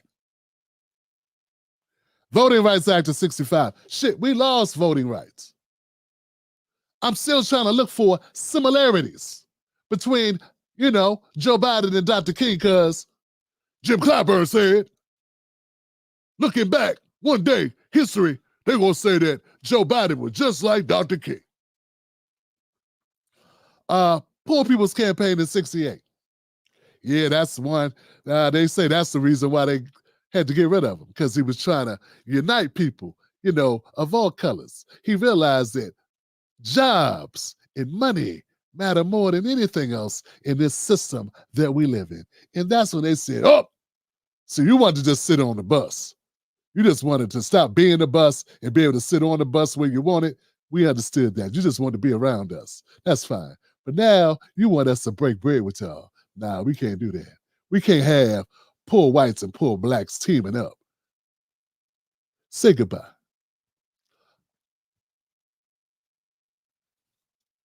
It's a certain level of disrespect I've come to expect from Clyburn. Like when he says dumb shit like, Joe knows us. I don't know Joe, and Joe don't know me. Not even a little bit. Nah, and I'm black, and I still didn't vote for his punk ass. And I'm still black. I was black when I didn't vote for him, and I'm black now that he ain't running, and I still ain't voting for him. So now, I'm used to a certain level of disrespect out of Clyburn. But this right here, comparing Dr. King, Dr. Martin Luther King, to Joe Biden, or comparing Joe Biden, because I don't even think I should go that way. I feel bad saying it that way. Comparing Joe Biden to Martin Luther King Jr. They had to kick his ass out of the Congressional Black Caucus. They had to kick his ass out of office, period. He need to go retire. He needs to tomorrow turn in his resignation papers and say, you know what? I quit. I'm going to go ahead and sit down. Tim Black is right. I need to stop. I need to go do a fish fry. I'm going to go open up a restaurant, and I'm going to sell my own fish fry. I'm going to give this a break. I'm going to just let it go. I'm over 80. Why am I doing this to you and to myself? That's what Jim Clyburn needs to do. Because this right here, it's more than a bridge too far. This is a walkway, a boardwalk, a walkway, an ease, a hill, and a bridge too far. This is everything. This is everything leading up to the bridge for like 20 miles before the bridge starts. This is way, way over the top. The ass kissery, the fetch and steppery, the shuck and jivery is too far, Johnson. I don't care what Biden did for you. You don't get to have agency to make that type of correlation. Now, that level of disrespect should be checked. But you know what? I haven't heard anybody in mainstream media say anything. Now, look, I didn't watch a lot of mainstream media. Obviously, I was busy today, pulling up like these 10 different clips that we used tonight. But I'm saying, this shit right here should not stand. He should have to issue an apology to Black America expeditiously. All right, guys, let me know what you think in the comments section. I appreciate y'all for taking this ride with me tonight. I feel like this was a marathon show, but there'll be some new news tomorrow. In fact, there's going to be speeches that were given tonight while I'm doing this, so that'll give me more content for tomorrow. So it's going to be a full week. So I wanted to get this done because it's going to get old, and I want you to know what was going on. All right? I know you don't have time to tune into the DNC convention. And in fact, you're too smart to sit through all that shit. But that's what we do here on the Tim Black Show. All right? Thank you so much. Let's go to the comments, guys. Black Mamba in the house. Super sticker. Thank you, Black Mamba. Levon says, Kamala's locked up Black woman in Oakland over truancy. That's what she stands with our people. Alfonso says, when did we find out who Tim is voting for? Oh, damn, Alfonso? Alfonso must be new. Give it up for Alfonso, y'all.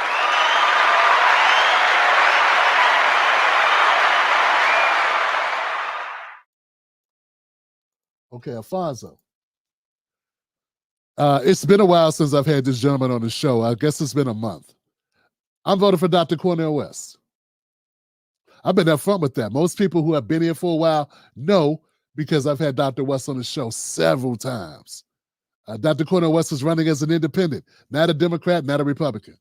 And he's not a politician. But I support his policies. And of the candidates, I believe he's the best candidate, in my opinion. Yeah. And Dr. Cornel West, I consider him a friend. And I know him offline as well as online. And yeah. Dr. Cornel West would be such a radical change to what we currently have. It wouldn't be about party politics. It'd be about doing what's best, what's right, what's honorable, what's ethical, what's moral. Not just what's legal. Once upon a time, it was legal to own slaves. Once upon a time, it was legal to disrespect or, punch women in the mouth, I guess. Hillary was talking about something about freedom. But at the end of the day, I think Dr. West, him and the Truth and Justice Party, just listen to it. He could have made his party name it anything he wanted. Right? He started his own party, and it's called the Truth and Justice Party. Don't that say it all? But yeah, man.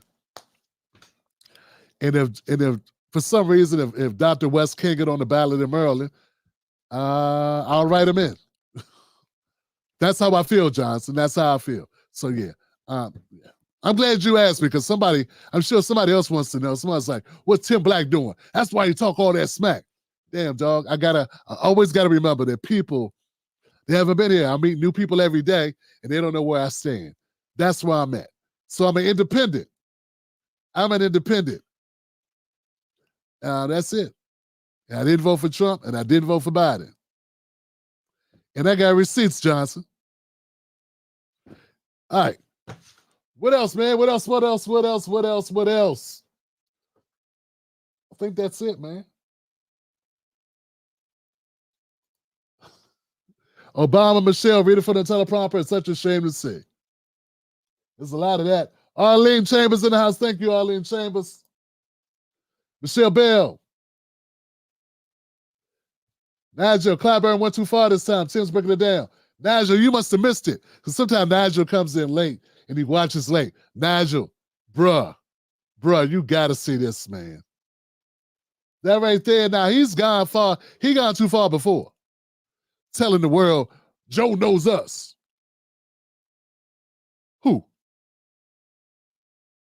Knows who?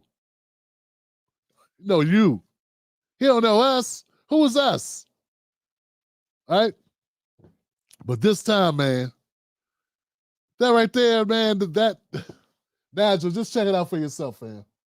There's some things one should never say.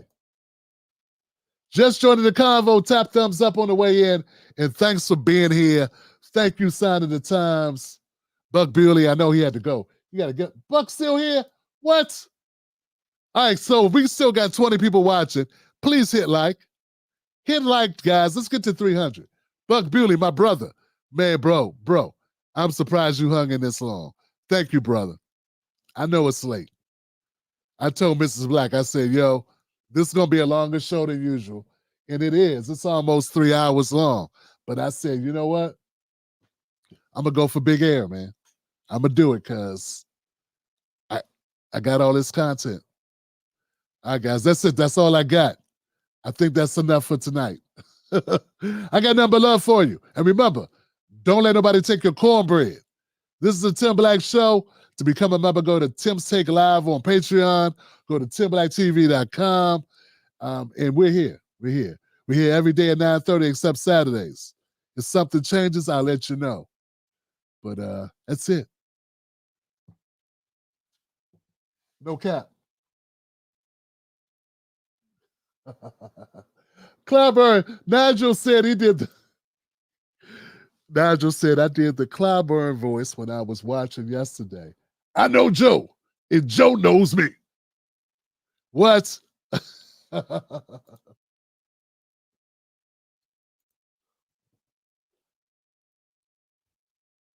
Damn. I missed much. I did put Tim into my all, so I can see the live, I hope. Man, y'all trip, man. Y'all trip, man. Raphael. Great show. Thank you, Raphael. Padilla. Thank you, bruh.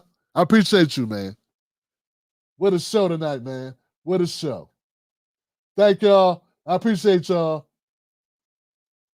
Thank you so much for tuning in. Over 50 and Fantabulous. Thank you. I appreciate you.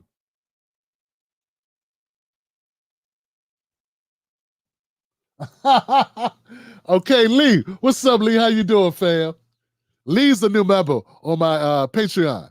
He's a new member of the Tim Black Wolfpack. Give it up for Lee, y'all. Thank you, Lee. I appreciate you. Lee says, I think Clyburn meant to say Dr. Cornel West is more in line with MLK. MLK would be blackballed in today's DNC. Way too radical. They would drag his ass out. Real talk. There is no way he will be allowed in either party. Either party. Either of the two main parties. Okay? MLK would support third-party policy agendas. Yes, he would. And just like back then, people would detest him. They cleaned it up now. They try to make it seem like people loved MLK. There were a lot of people that despised MLK. They thought he was a troublemaker. Thought he was too radical. And some of those people were black. I love y'all. I'll see y'all on the next one. Be safe. Wolfpack. Yeah, Johnson, y'all weren't expecting that, were you? Yeah, y'all weren't expecting that. Tim Black got to keep it real, Johnson. Keep it real, keep it real, keep it real.